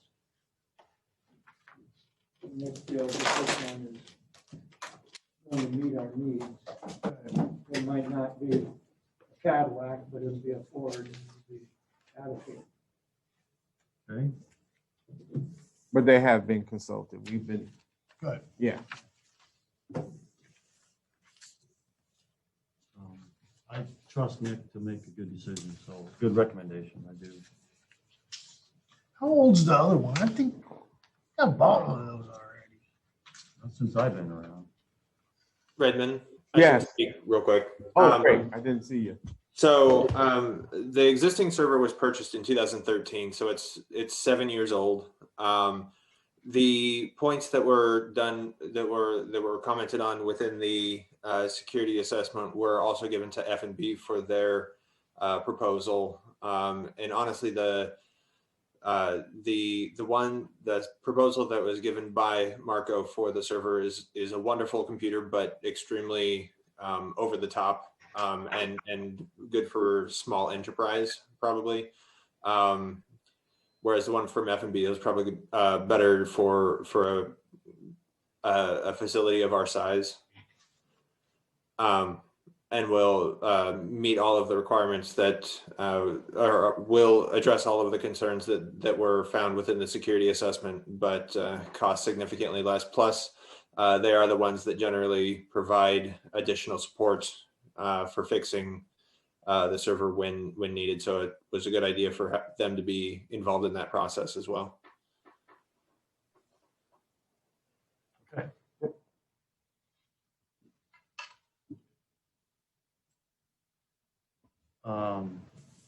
Any more discussion on that? No, not on that one. East Side 5-year capital improvement plan. Gotcha. Looks like a plan. So, so Matt's working on getting more detailed price estimates. He's going to be working with Dave and trying to pull together a little bit better projection of how much each year is going to cost us or how much we're going to be looking for. And I know that we also in year one is kind of similar. We did have some money in this fiscal year budgeted that will help in that area, but again, it's not going to pay for all of year one. And then I know year two, that's where we are probably in the point of looking at having to do some type of financing of some sort. And it carries on from year 2 to 5. We'll probably have to do some type of financing. How much and what exactly that is, we won't know until we get more detailed into the numbers. But as far as what projects we take on, want to make sure you guys are comfortable with what those look like. If they needed to be adjusted any kind of way, we could do that before we start getting into the numbers. So the 1.2 million, that's the estimate of the cost for all these projects in the next 5 years? Yes. If we have 1.5, if we have to borrow money down the road, would that be in a PO bond or? It could be. It may be. It may behoove us to take on annual, separate, conventional lending. So I don't want to commit to it just yet until I see what that expense is. What kind of interest would we be looking at to borrow the money? 2-3%? I would guess possibly more than that. Yeah, I mean, it's I haven't talked to Maggie for hard to know. But rates have been going up.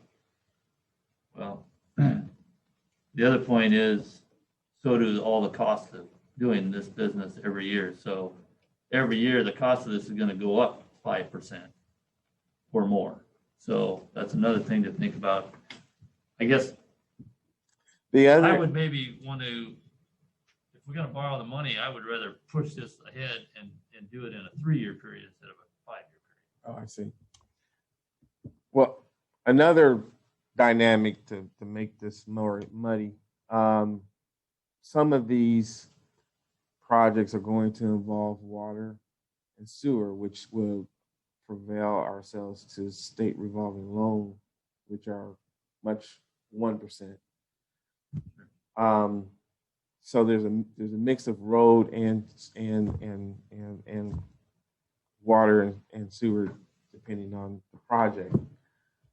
That could affect some of that decision thought pattern, but I don't think it's a bad idea to try and squeeze it, obviously, because construction cost goes up every year, and that percentage Just at some material point, costs alone are going to go up 5 to 10%.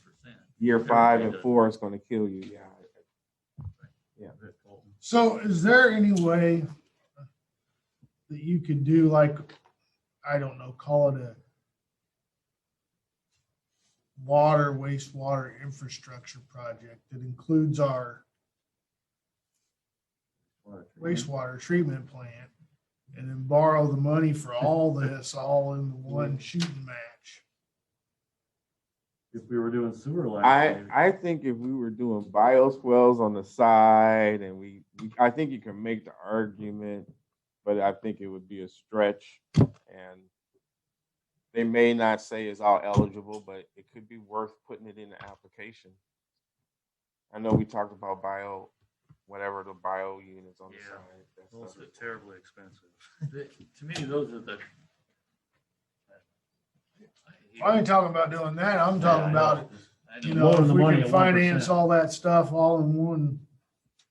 Got to be connected to Way to water go. quality some kind of way. I mean, we could make our roads pervious paving or something. Gordon? I don't know why we couldn't ask them what they could do to finance an improvement project for sewer and water. I don't know why we couldn't. I don't know why it has to be tied to the sewer, wastewater treatment facility. I don't know why it would have to be. I think he's talking about the grant though, right? Yeah, we're talking about the 1% grant. Oh, I don't, Yeah. I don't think that grant. I was that talking about 1%. just paying for it all with just all when we borrow the sewer money. It's That just all 1% one. has to be for Water, water, clean Quality. water, clean runoff, water quality. water quality. That's what I'm looking I That was has just to be talking water about quality. what Colton was Yeah. talking for. And a little Borrow bit it of all. flood protection. Just borrow some extra for that, you mean? Well, you're saying if we can get it at the 2%. Right, with the SRF's free interest, isn't it, or 1% There you interest? go. Yeah. We're planning on using some TIF money with this. That's what I was gonna say. Yeah, that's a possibility too. Yeah. Every year, I mean, you We know still what? can, but we gotta have the debt Borrowed first. all that money with the waste? Still You can. can pay that. Okay, no, I didn't Pay all the debt down with tip money.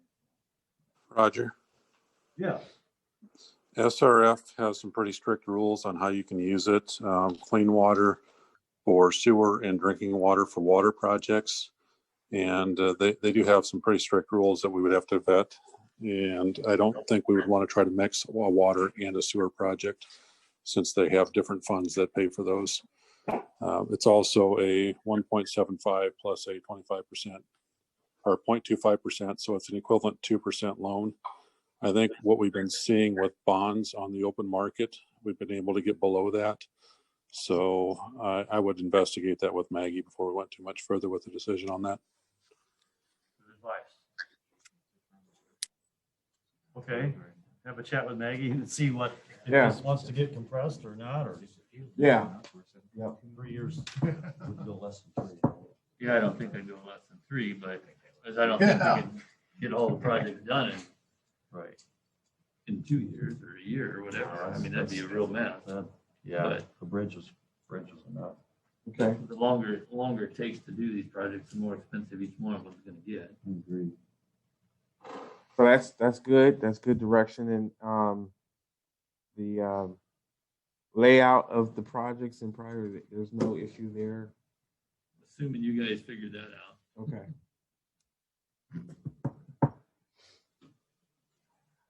Okay. We just want to make sure, especially our east side council person. Kind of with Jerry though, if we gotta borrow money to do 3, 4, and 5, then we might as well just do it all in one shot. Instead of borrowing money 3 different times. Rates are likely gonna go up. I don't know. They're pretty low right now.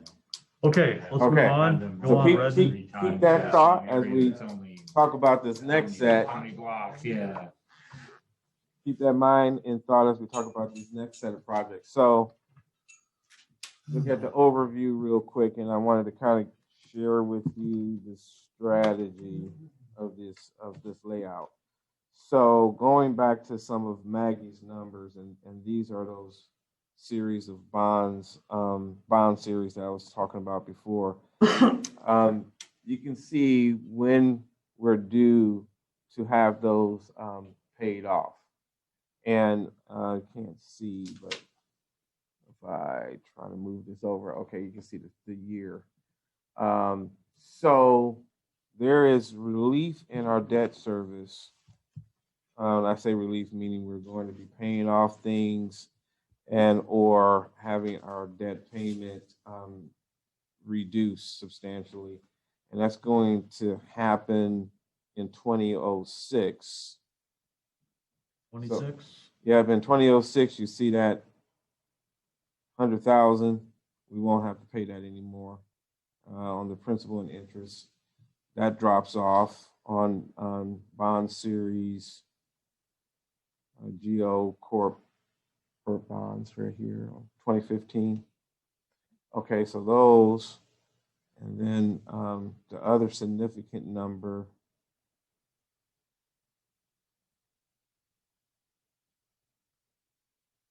this is 2017 Geo judgment settlement. That goes away in fiscal year 24. And then the other significant thing that happens here again in 26, and this is our big one, our 4.2 mil, that included Covey Park and other things. That one drops down from that 432, well, in 26 is 242, roughly. So we pick up about 200,000 there. So with dropping off of roughly 100,000 there, and then in our previous 100,000 there, and that's in 26, and the other one's 24. We get a little relief in 24, and like $300,000 relief in debt service in 26. So 24 and 26. Now we go back to these. We have a whole lot of leveraging projects in year one. We know that we're going to have our wastewater treatment design. We've already had some rate increases to help us along with that. So that's not going to have a significant effect on us. We're going to be able to wrap up Greenview Connection pretty low in expenses. Wapsie Creek, we're preparing. We should anticipate having some type of land agreement done. Whatever expenses were there should be pretty reasonable, and we'll start our design, which we believe we have enough money already for design, and we're still working on getting money for construction. So that's not going to that's pretty leveraged. And then we already talked about College and 4th Street, 4th to 5th, already having some money for that. So even to make up the difference between that in year one, we think we can handle and manage. So that gets us into 22 to 20. Whoa. What about the roundabout and the turn lane? So roundabout and the turn lane, we're kind of waiting to hear from the school board to accept right now. We're ready to go. Year one, from our standpoint, we got the money from our building permits, and year two is going to be pretty manageable because it's only like $12,000. The roundabout is a big question out there. That you have a legit. I hadn't counted for that yet. I don't know exactly how we're going to pull that all together, but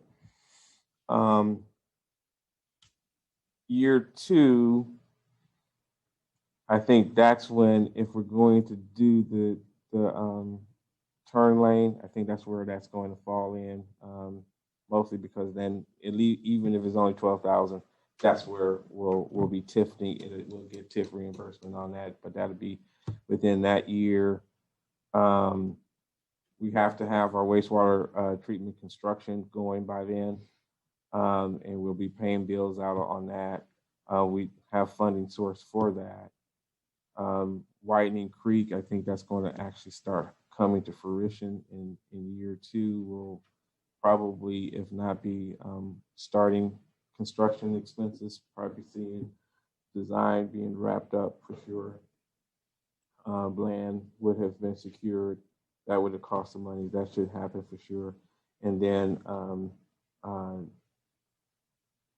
we still have the Orange Street and 2nd Street. Now, if we paid that annually or something that wasn't a big package, we wouldn't necessarily have a big increase in our debt service at that point.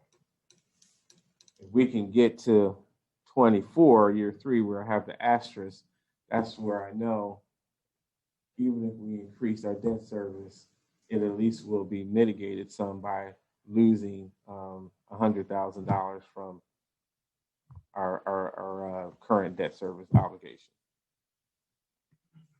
So another thing, and then asterisk continues from there on. We won't see the big return or until a debt service reduction until 25, 26, but with the year of planning for the project leading up to that, we could start in 24, 25, and then wind up getting the big bills in 2026 or 25, 26. So that's kind of the thought. Or we just say, okay, we're going to just bite down and take on some more debt. We've been doing so good.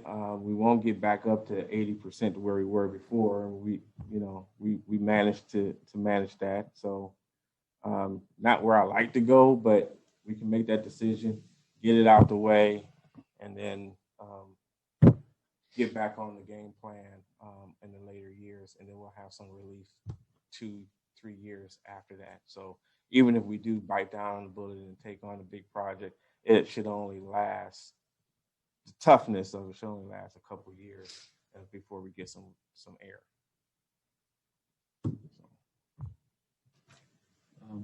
This looks like a decent timeline.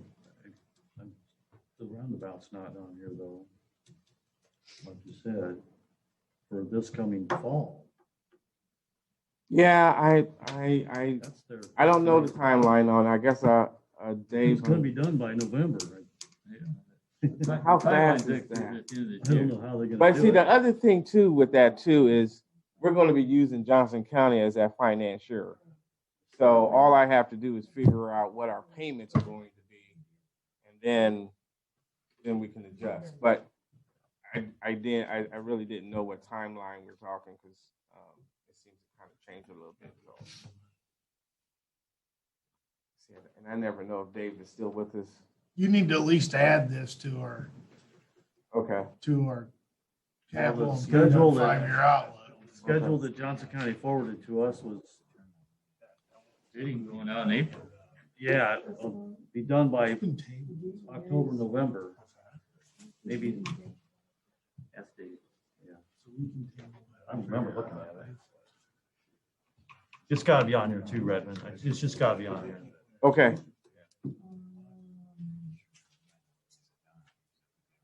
Okay. What else we got? I'd like to have a little explanation of this general obligation debt capacity, the green sheet.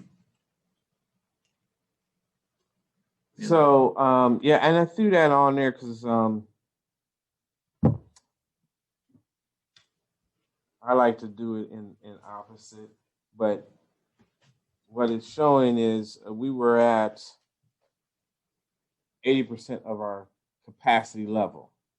That meant if we were needing to go out, we only had 20% available that a finance person would say, I'm not going to lend you you're too high risk after that. So, so as we go forward with paying that debt service, we don't take on new debt, we finally do get down.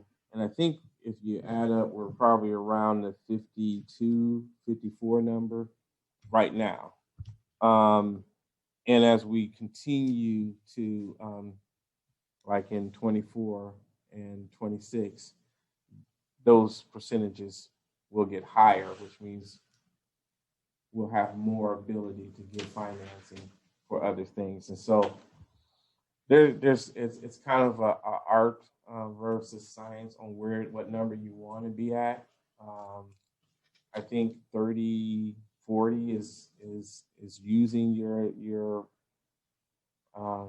financing, prowess, if you will.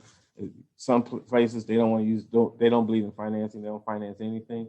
But then when you really have to finance something, you don't look very good on paper because you don't have a history of financing. So there's a little bit of art to that.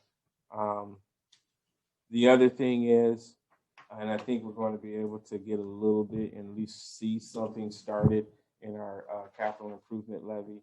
But theoretically, as we pay this down, we'll have more room to maintain our current rate and dump the money that we used to be paying to a debt holder into our own levy, and then we'll be able to access that for everything we have on our capital improvement. Now, it may not be a whole lot, but at least that will get us somewhere going for those really pesky things like sidewalks and Greenview and stuff like that, where we have no idea where the money will come from.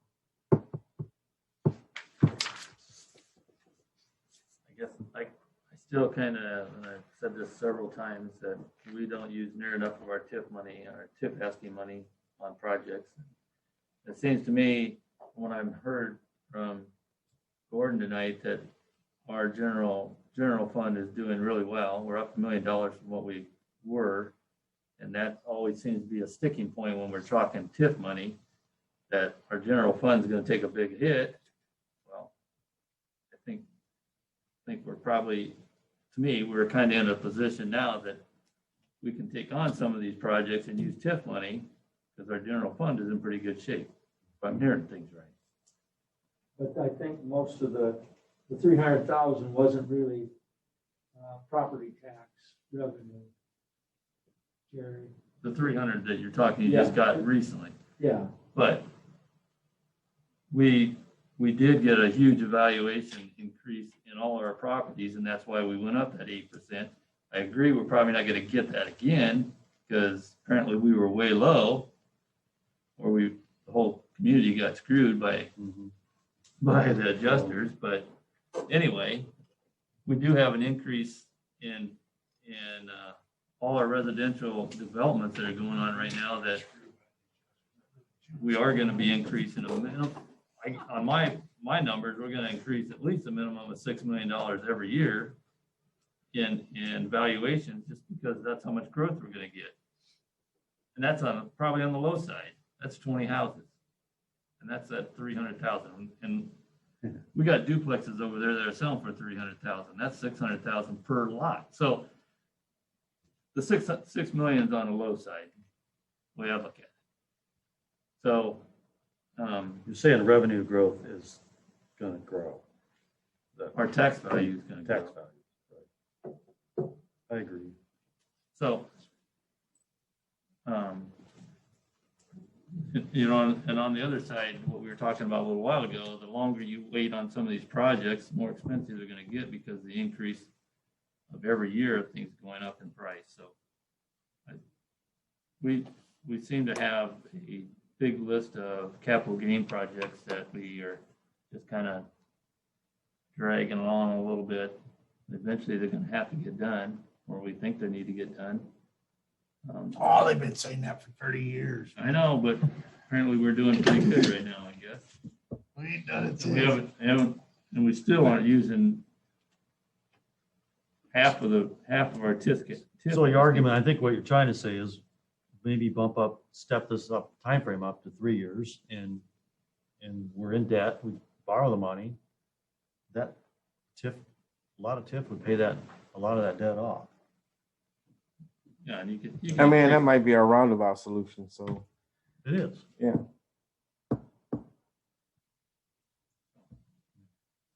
We got some pretty key capital improvement projects that really are probably going to need to get done.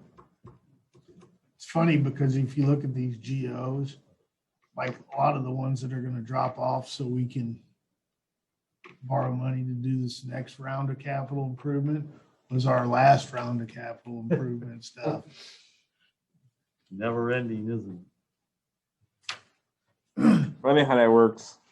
And We borrowed $800,000 a year. if I'm understanding our TIF asking, we could actually be using some TIF money to pay off some of these notes that are, we could pay them speed rolling a little bit so they get paid off a little faster, which would We're help us using TIF for way down, so. So the I have, Alciona lawsuit. I have a question about the $80,000 for the sale of the lot. What are you gonna do with that money? So, Get pigeonholed into the east side development. right. That's Okay. correct. That's where it should stay. That- until That's what it is. we Absolutely. come up with something to do with it. Either that or you can use it to help pay off 216B early, because that's where that $400,000 went, was to buy that piece of property.